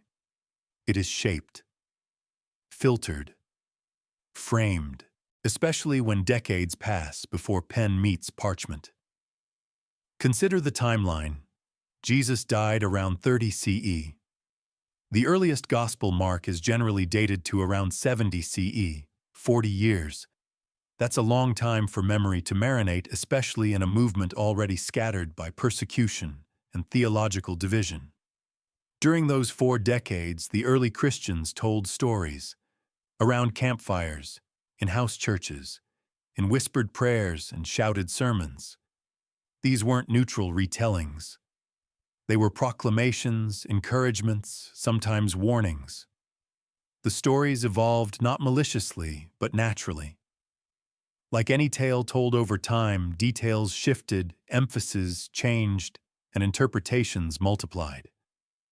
You might remember how in our discussion of Q, we saw the possibility of a sayings collection. But even before such collections were formed, there was a web of oral traditions, Jesus stories, that circulated like sacred currency. Scholars call this the oral stage, a time when Jesus' words and deeds were preserved primarily in speech. This doesn't mean the stories were random. In fact, they were often carefully memorized. Ancient cultures had a high capacity for memory, especially when it came to sacred things. But even so, memory is dynamic. It adapts to the needs of the moment. And when the moment came to start writing, choices had to be made. Which sayings would be included, which would be left out, which ones no longer made sense, which had grown awkward with time. The result is the Gospels, we know, documents written decades after the events they describe, shaped by authors who weren't eyewitnesses but collectors of testimony. Each Gospel writer had their own audience, their own theological lens. Mark's Jesus is secretive, hurried, apocalyptic. Matthew's is a teacher, a second Moses. Luke's is compassionate, socially conscious. John's is cosmic, mystical, almost otherworldly. And what about the other voices? You may recall how the Gospel of Thomas offers a version of Jesus who speaks but does not act, a Jesus of riddles and paradoxes. Or how the Gospel of Mary presents a Jesus who teaches after death in visions. These voices may also trace their origins to oral traditions, ones that branched off early and survived in different communities. Some oral traditions likely came from the apostles themselves, others from their followers, and still others may have evolved independently, less accurate historically perhaps, but no less powerful to the believers who preserved them. But the moment those stories were written down, something changed. They became fixed, bound to pages, vulnerable to editing, but also to authority. Written texts can be copied, quoted, canonized. They can be declared orthodox or heretical. And this is where the gatekeeping began. Once the Gospels started circulating, scribes made edits, sometimes to clarify, sometimes to harmonize, sometimes unintentionally. A phrase added here, a line dropped there, a theological tweak in the margin that eventually became part of the main text. The oral Jesus was flexible. The written Jesus was not. And so by the time of Irenaeus, when he insisted, there must only be 4 Gospels, no more, no less, the age of oral tradition was effectively over. What had once been fluid was now fossilized. But traces remain. Occasional quotes from church fathers referencing sayings that don't appear in the canonical Gospels. Fragments like Papias' odd story of Judas swelling grotesquely before his death, or Origen's mention of traditions passed down from elders no longer named. These are the whispers of what was never written, or what was written and then unwritten. It's tempting to believe that the shift from oral to written was inevitable. But the truth is, it involved decisions. Some voices were transcribed, others were not. Some stories were shaped into doctrine, others remained in the wind. And that is the real tragedy. Not that we lack certainty, but that we mistake preservation for purity. Because in the earliest church, there wasn't one gospel. There were many. And before any gospel was ink on parchment, it was breath. And breath, as you know, disappears the moment it's spoken, unless someone listens. The halls are taller now. You're no longer among whispering scribes or barefoot disciples. You're standing beneath domes of power marble mosaic and command. The year is somewhere in the 4th century, and the church is changing. It is no longer hiding in catacombs or scattered across private homes. It's seated at the right hand of emperors. Gold glints where once there was dust, and scripture, that once fragile chorus of voices, is becoming something else entirely official, imperial, immutable. At the center of this transformation stands Constantine the Great, the first Christian emperor, or depending on your interpretation, the first emperor to make Christianity politically useful. His conversion, dramatic and strategic, marked not only a turning point in religious tolerance, but in religious control. Before Constantine, Christian texts were local, diverse, and often suspect. There was no single New Testament. Churches used what they had: copies of Gospels, letters, apocalypses, prayers. Some communities favored Mark, others Thomas. Some clung to the shepherd of Hermas. Others read the Gospel of Peter at Easter. But empire does not thrive on variety. It requires unity. And so with the rise of imperial favor came the urgent task of consolidation. You may remember from our earlier visit to Nicaea that no canon list was voted into existence there. But what was decided was theological alignment. And theology, when it gains imperial endorsement, quickly becomes law. Eusebius, Constantine's court historian and theological advisor, was asked to produce 50 copies of the sacred scriptures for use in the emperor's new churches. 50, lavishly bound, painstakingly copied. For the first time, imperial funds supported the production of Christian texts. And that changes everything. Because now what gets copied isn't just what is true, it's what is approved. The Gospels of Matthew, Mark, Luke, and John made the cut. Paul's letters, especially his Roman-friendly theology, fit neatly. Revelation was controversial, but dramatic enough to be useful. James, Jude, Hebrews, they were included sometimes hesitantly. But the others, the ones we've been exploring, they slipped away. Not because they weren't known, but because they didn't align. The Gospel of Mary, with its vision-centered Jesus and a woman in leadership left behind. The Gospel of Thomas, with its cryptic sayings and internal salvation buried in the desert. The Gospel of the Egyptians, the Gospel of the Hebrews, the apocalypses of Peter and Paul all faded. Not through fire and sword, but through quiet refusal. They weren't copied. And in a world before printing presses that meant death. This is what imperial politics did to the gospel tradition. It didn't scream. It selected. It curated a version of Christianity that was safe, hierarchical, and Rome-compatible. You might remember how earlier we explored the oral tradition, the breath before the ink. Now that ink is being repurposed into stone. And once a text is declared canon, it's no longer a voice, it's a law. The bishops of the 4th century were no longer humble shepherds. They were civil officials, tax-exempt property managers, political operatives. The line between church and state blurred, and with it, the line between theological diversity and sedition.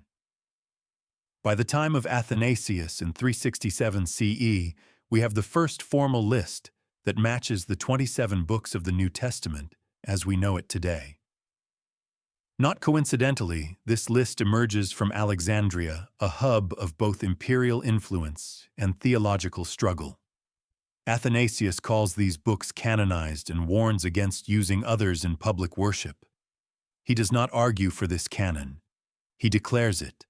The pen had become a scepter, and so the text of faith became a tool of order.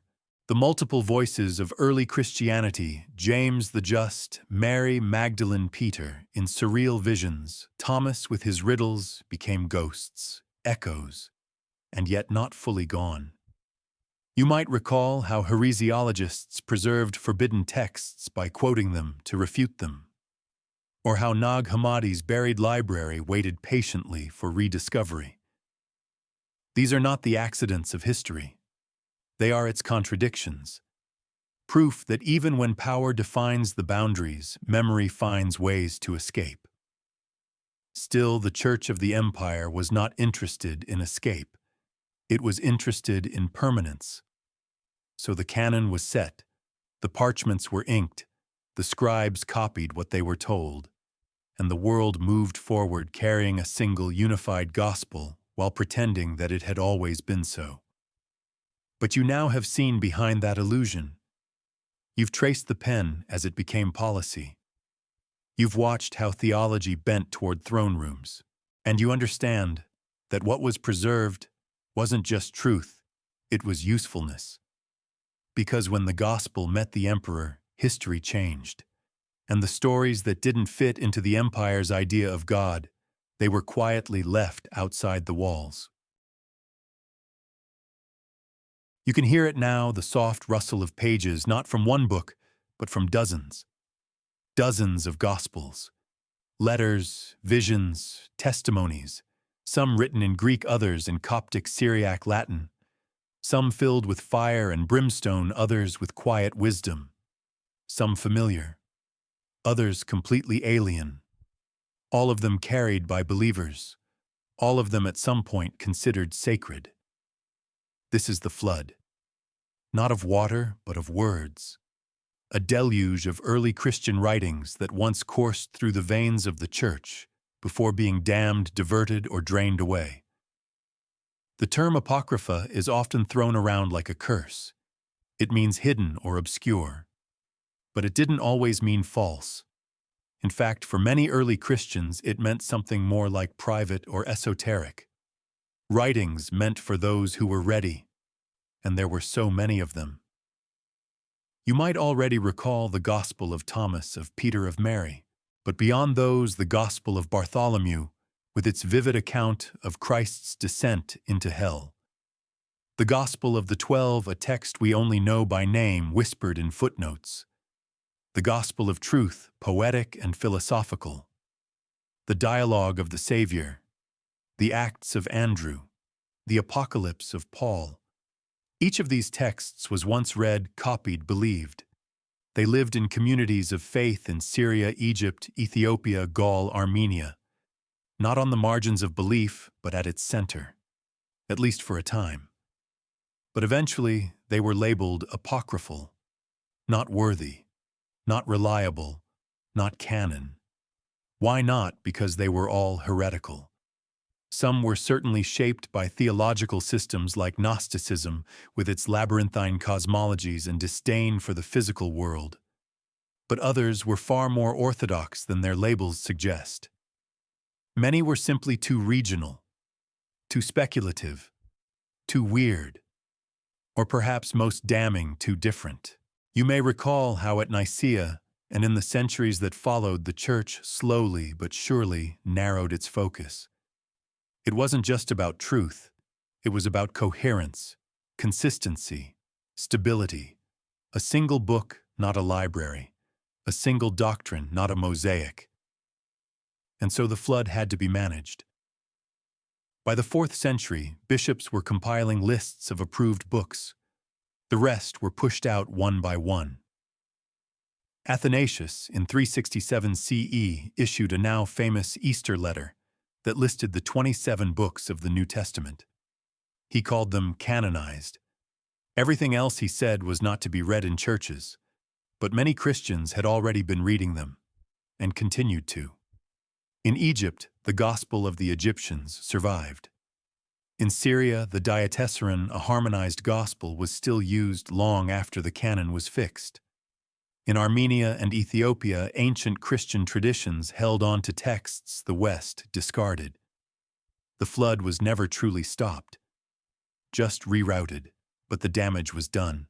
Over time, these apocryphal texts became suspect, then forgotten, then lost.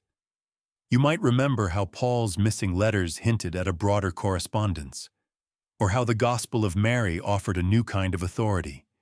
Here in the apocryphal flood, that broader landscape comes into full view, a world of overlapping traditions, competing memories, a Christianity more diverse, more imaginative, more human than the uniformity later enforced. Even the word apocrypha began to evolve. In Protestant traditions, it came to mean false. In Catholicism, it became a soft dismissal texts useful for devotion but not doctrine. In either case, the result was the same marginalization. But there's a paradox, because the very act of calling them apocryphal preserved them. Lists of banned books created inventories of what once was. Heresiologists, in their zeal to suppress, quoted the very texts they despised. And in monasteries and libraries across the ancient world, monks continued to copy them, sometimes hiding them, sometimes reading them in private, always unsure if what they held was forbidden treasure or forgotten truth. Today, many of these texts are being reevaluated, not as replacements for the canon, but as companions, as insights into what early Christians thought, wondered, hoped. They are no longer feared. They are studied, respected, sometimes even embraced. And that should tell you something. That truth is rarely singular. That faith in its earliest days was not defined by consensus, but by exploration. That the early church was not one stream, but a river delta, many currents all flowing toward something sacred. And though the flood was dammed, it was never entirely contained. It soaked the roots. It lingered in the soil. And now it rises again, quiet, persistent, undeniable. The sunrise comes from the east, and so often does forgotten memory. You shift your gaze away from Rome and Constantinople and begin tracing a quieter arc, one less paved by imperial ambition and more by geography, translation, and resilience. Here in the mountain monasteries of Armenia, the desert churches of Syria, the highlands of Ethiopia, and the liturgies of the East, echoes remain. Whispers of apostolic voices that the West once dismissed, but that the East somehow never fully let go. This is not speculation. It's a fact easily overlooked. Some of the oldest Christian traditions did not evolve under Roman rule. They developed in Persian territory or outside the bounds of the empire altogether. These churches had their own calendars, their own customs, and most importantly, their own scriptures. Take the Syriac Church, for example, one of the earliest Christian communities deeply rooted in Semitic language and culture. For them, the gospel didn't come in Greek, it came in Aramaic, the language Jesus himself likely spoke.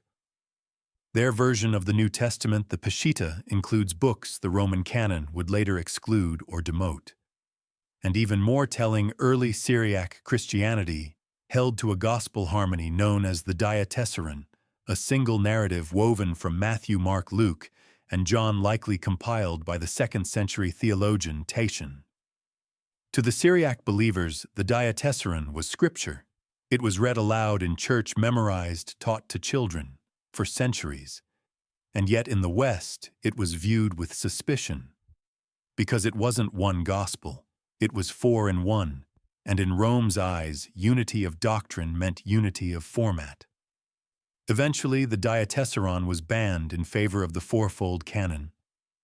But its long reign in the East reveals that different stories of Jesus, different arrangements, emphases, and harmonies once flourished. Travel south, and you find Ethiopia, one of the oldest Christian nations in the world, with a lineage tracing back to the time of the apostles. Their Bible is vast, far larger than the Western canon. The Ethiopian Orthodox Tewahedo Church includes books you've likely never heard of. Enoch Jubilees, the Ascension of Isaiah, the Book of the Covenant. These texts were not curiosities, they were scripture, sacred, read and revered. And then there's Armenia, the first state to adopt Christianity as its official religion in 301 CE, decades before Constantine's conversion. The Armenian Church also preserved its own translations of early texts, including works that disappeared in the West. Some of these translations include apocryphal acts of the apostles' writings, attributed to Bartholomew and Thaddeus, and texts that reflect a Christianity deeply intertwined with local traditions, legends, and liturgical practices. What unites these Eastern traditions isn't just their isolation, it's their continuity. While the Western Church was embroiled in imperial councils, theological purges, and canon battles, the Eastern fringe was preserving older ways, older prayers, older memories. You might recall from earlier how the heresiologists in Rome worked tirelessly to suppress alternative voices.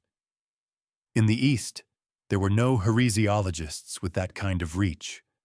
There was room to breathe, room to preserve what others had deemed unsafe.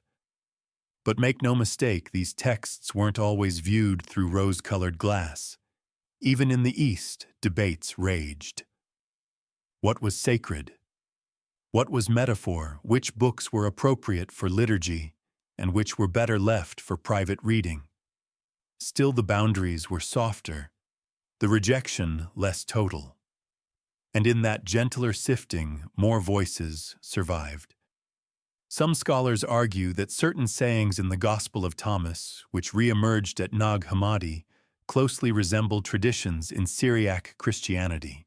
It's possible they say that Thomas wasn't a Gnostic gospel imported from Egypt, but a relic of Eastern Christian oral tradition, later adopted and adapted by other sects.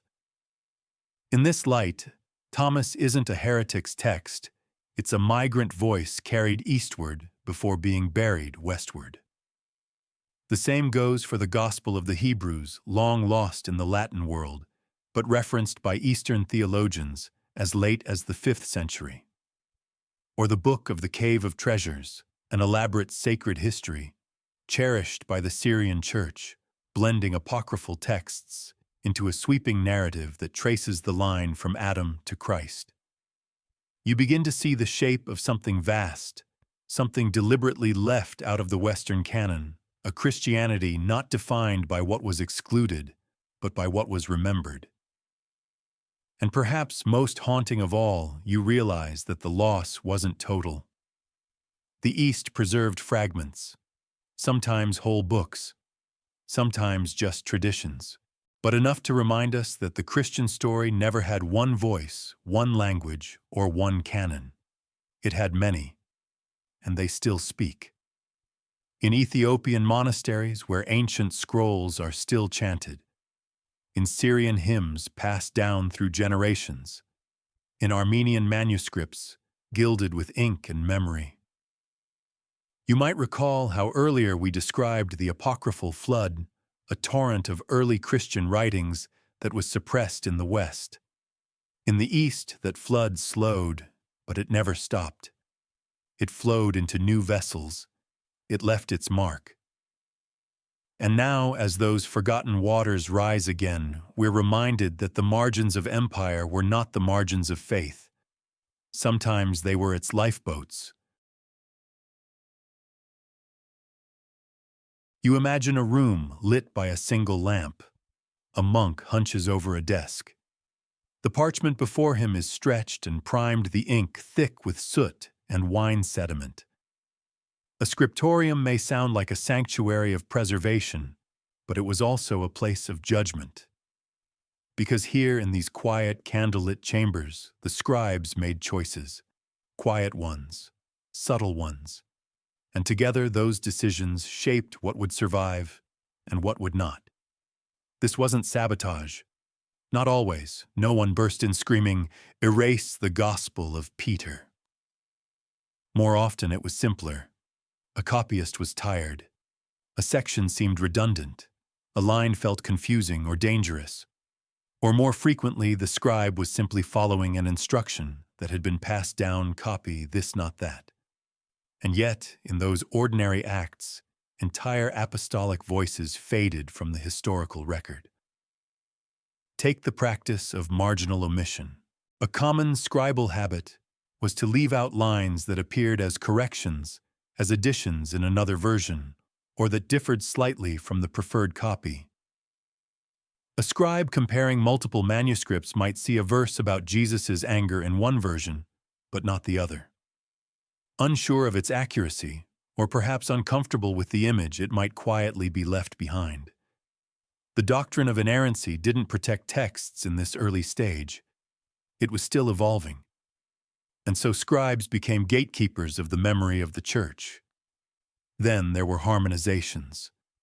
Picture a scribe copying the resurrection account. In one version, a woman sees two angels, in another, just one. Which is correct? Rather than preserve the discrepancy, the scribe might blend them, adjusting the narrative to smooth the tension. A few strokes of the pen and the contradiction vanishes. Not maliciously, just efficiently. You've already seen this logic at work in the Diatessaron Titian's harmony of the Gospels, which flourished in the East before being stamped out in favor of the canonical fourfold Gospel. Harmonization didn't always destroy texts, but it did silence certain voices. The case of the long ending of Mark is a quiet masterclass in scribal choice. The earliest manuscripts of the Gospel of Mark end abruptly with the women fleeing the tomb in fear. No appearances, no commission, just silence. But later copies add verses describing Jesus appearing, offering final instructions, promising signs. Who added them when scholars debate it fiercely? But whether it was theological discomfort with the original ending or a genuine oral tradition later written down, the scribes had a decision to make: include or exclude. And their answers shaped centuries of belief. Now consider what didn't get copied at all. Early church leaders like Origen and Jerome mentioned texts that we no longer have: letters, gospels, visions. Some were deemed heretical, others simply unimportant. But once a text stopped being copied, it began to die. Manuscripts decay, libraries burn, languages shift, and within a few generations, the absence becomes permanent. The voice is lost. You might remember the Gospel of the Egyptians, which we examined earlier. Its fragmented survival owes much to scribes who didn't make copies, or perhaps were told not to. You may also recall the Gospel of Mary Magdalene, how its known versions break off mid-scene because the papyrus itself was damaged. But some believe earlier scribes may have copied only what they felt was safe, leaving the rest in obscurity. In a faith so centered on written word, the choice of what to write was also the choice of what to silence. Even when texts were copied, editorial hands left their prints. Marginal notes became main text. Interpretive glosses were accidentally incorporated. One scribe's helpful clarification could become another generation's doctrine. The line between preservation and invention blurred quietly, imperceptibly, under the soft scratch of a reed pen. But not all was done in error. There were decisions driven by conviction. A scribe might strike a phrase because it seemed theologically offensive, might skip a passage because it referenced a group deemed heretical. You might recall how earlier in our section on heresiologists, we explored how figures like Irenaeus catalogued forbidden texts. Those catalogues ironically preserved the names of books even as their content was disappearing. The scribes, working under the guidance of such church fathers, likely saw their omissions not as censorship, but as a form of protection. And so we return to the room with the single lamp. A monk dips his pen. He looks at the page. He glances at the margin. He sees a note, perhaps something strange or out of place. He hesitates, and then he moves on. That decision, small, quiet, and unrecorded, echoes through history.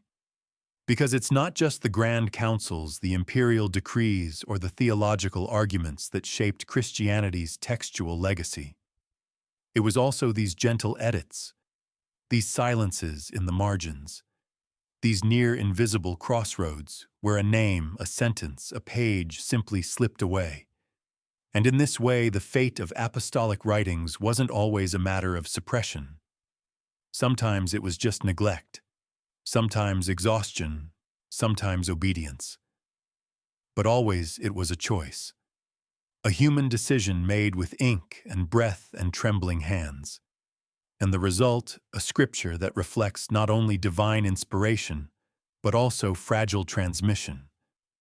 A canon formed not just by councils and theologians, but by scribes quietly shaping history one word at a time.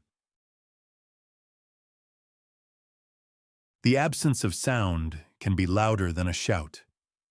And when it comes to early Christianity, what wasn't said or preserved often speaks volumes. You sit with this now, the awareness that silence was not always passive. It could be an instrument, a tool, even a weapon. And in the context of the Church and the Apostles' lost writings, silence wasn't simply the result of time's decay. It was in many cases curated, designed, a method of control. Picture the early Church again, fractured, raw, teeming with rival interpretations. Apostles were revered, yes, but not always unanimously. Their teachings had to be interpreted, clarified, protected.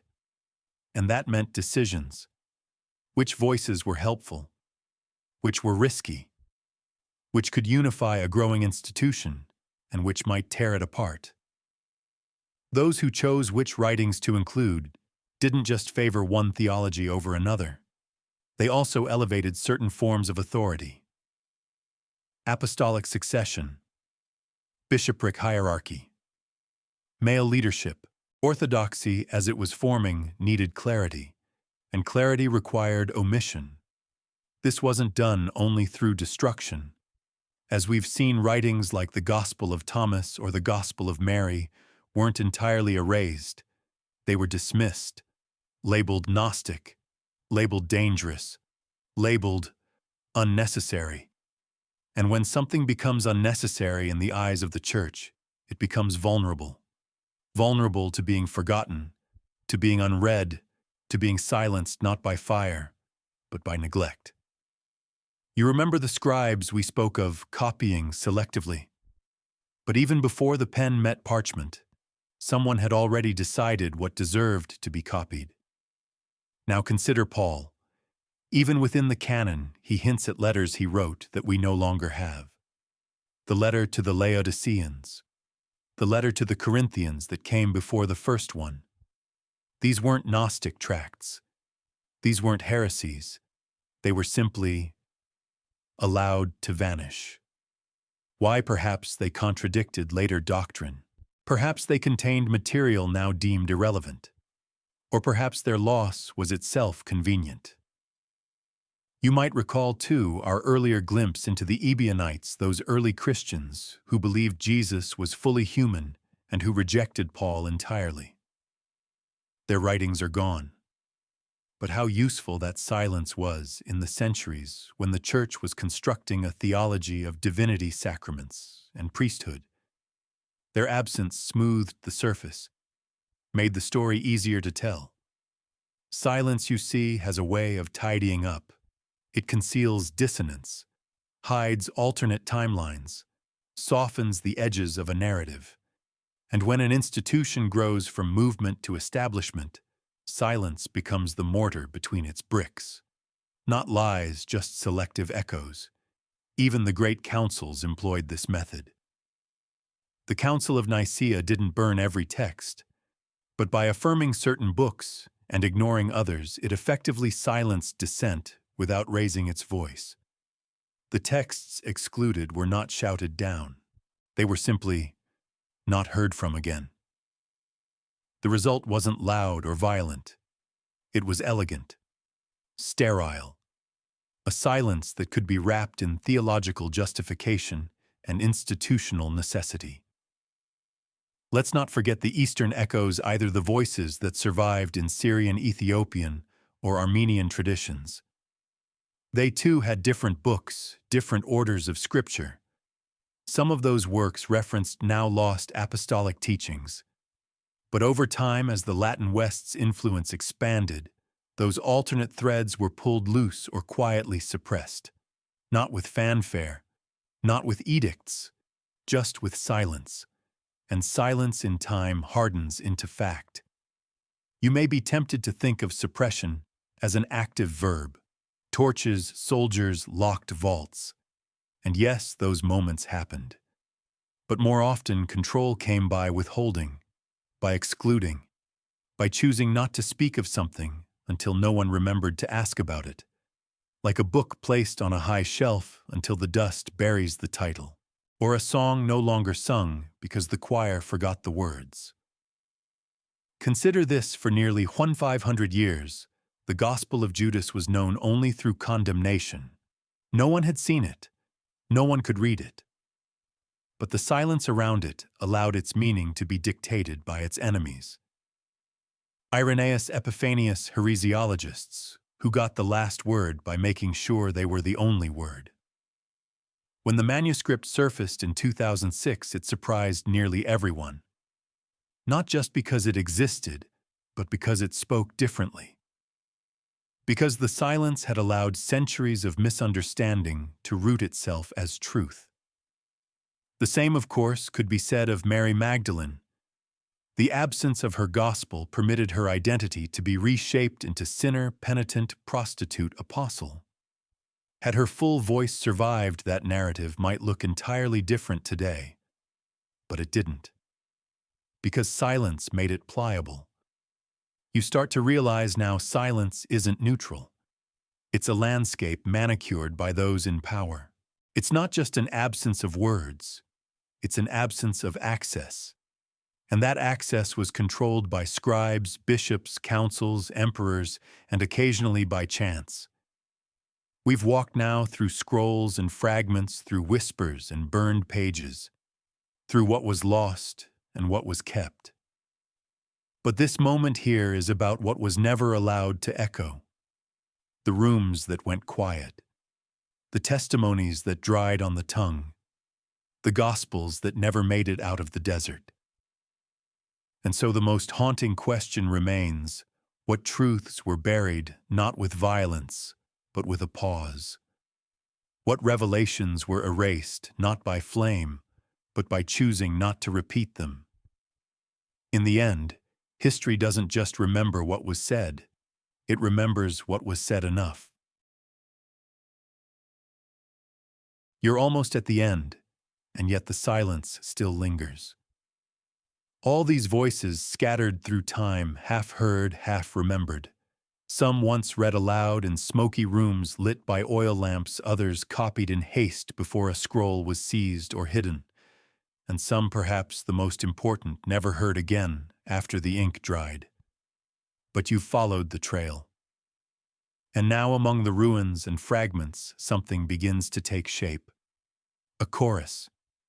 Not a unified chant, but a discordant, beautiful layering of beliefs, questions, and revelations. A forgotten chorus of apostles who were never truly silent, only silenced. You close your eyes and begin to recall them. Thomas writing in riddles and reversals, telling you the kingdom is within and without, not waiting at the end of time, but buried in the present. Philip echoing with ritual and mystery, describing sacraments the church would later abandon. Peter in the fragments left behind, wrestling with visions of guilt, suffering, and something terrifyingly beautiful beyond the veil. Mary Magdalene, her voice calm and certain, claiming she saw what others did not, and was punished for it. James the Just, grounded and practical, echoing ancient Jewish traditions, while carrying a torch of early Christian wisdom. They were not all saying the same thing, and that's the point. The early followers of Jesus weren't just transmitting a single idea. They were wrestling with the implications of what they'd seen, heard, and believed. They wrote not to codify, but to search. And in that searching, we find something more human than any creed: uncertainty. Exploration. The raw, trembling desire to preserve what had changed them forever, even if they couldn't fully explain it. And then there were the letters. The ones Paul wrote and mentioned, but which no longer exist. The ones the apostles sent to far-flung communities, Ephesus, Laodicea, Antioch. Some were practical, others were poetic. But all were part of that first wave of testimony, a rising tide of voices trying to make sense of a man who died, and they said lived again. Their disappearance is not merely a loss, it is an unhealed wound in the body of Christian history. The scholars you've met along the way, Papias, Eusebius, Irenaeus, Epiphanius, were not neutral record keepers. They were curators, gatekeepers. Some recorded lists of gospels they found dangerous or spurious. Some fought bitterly against rival traditions. Some, like Origen, seemed torn, intellectually open, but theologically cautious. They give us clues, hints, footnotes to what we may never fully recover. But the documents themselves, often they came to us not through reverence but accident. A burial gone undisturbed, a cave sealed by wind and weather, a papyrus used to wrap a mummy. These fragile survivors whisper to us not just their content, but their absence. And in that absence, the full sound of the forgotten chorus starts to hum. Think about it. The official canon includes 4 gospels, each distinct yet curated to harmonize. But the early church knew of dozens. Not all were apostolic, not all were accurate. But buried among them, without doubt, were echoes of real memories, real teachings, real struggles of men and women who followed Jesus and tried in their own ways to make sense of what it meant. That plurality was stilled, condensed, reduced for the sake of unity. And so we inherited a melody when once there had been a symphony. And the great irony that silence, which once served as control, now invites curiosity. That suppression which intended to erase has in modern times drawn scholars, theologians, and seekers like you to look closer.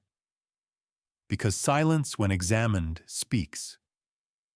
You now realize the core mystery was never only about lost texts. It was about the shape of memory, about who gets to decide which truths endure, and about the undeniable fact that the story we've been told was not the only story being lived. It's tempting to ask what the church was so afraid of. But maybe that's too narrow. Maybe it wasn't fear. Maybe it was power. The power to decide. The power to exclude. The power to shape not only doctrine but the past itself. Still, the fragments remain. They rise in the dust. They surface from the soil. They cling to the edges of official history, like shadows that won't recede. And in those shadows, the chorus plays on. A final thought lingers with you. Truth does not vanish simply because it's unspoken. It waits. Sometimes for centuries, but always for someone willing to listen. And tonight, that someone is you. Now let the pace slow. Breathe deeper. You've wandered through corridors long hidden from the light. You've heard the voices of those nearly forgotten, felt the weight of parchments no longer present, and sensed the quiet grief of truths left unsaid. But as you rest now, leaning against the threshold of memory and silence, the question lingers not just about what was lost, but about what remained. The canon, the 4 Gospels, the letters of Paul, the revelations of John. These texts were chosen, copied, honored, and enshrined. They survived not just because they were true, but because they were useful, edifying, cohesive, able to unify a scattered movement into something strong, something orderly. These writings gave comfort, structure, authority, and in that preservation, they also shaped history itself. But shaping is also carving. It is by nature exclusion. So what you've read, what has passed down to you, is both a beacon and a boundary. The voices of Thomas and Mary, of Peter and Philip, of James and Bartholomew, they still echo faintly from beneath the floorboards of official doctrine. Not to replace it, not to undo it, but to remind you that history, like faith, is layered. Text upon text, story upon story, some sung aloud, some whispered into the earth. And now you know what many were never meant to, that there were other gospels, other letters, other versions of events, some strange, some familiar, some challenging, and some unbearably tender. Together they formed a greater chorus, messy, discordant, unfinished, just like belief itself. As your eyes close and your breath slows, imagine the hush of a candlelit room, a hand gently brushing dust from a scroll, the rustle of linen in a monastery cell, the sound of quills scratching on old papyrus. Imagine a scribe, nameless, quiet, reverent, copying words that would never be seen again. Not because they weren't worthy, but because someone decided they weren't necessary. And maybe now you begin to understand, history is not only what was written down, it's also what was chosen not to be, what was left out, what was hidden, what slipped between the cracks and waited patiently for someone like you to wonder if there was more. So rest now. Let the chorus fade. Let the silence stretch. And remember, what endures is not just the voice that shouts the loudest, but the one that keeps whispering long after the world has stopped listening. Good night, traveler of shadows.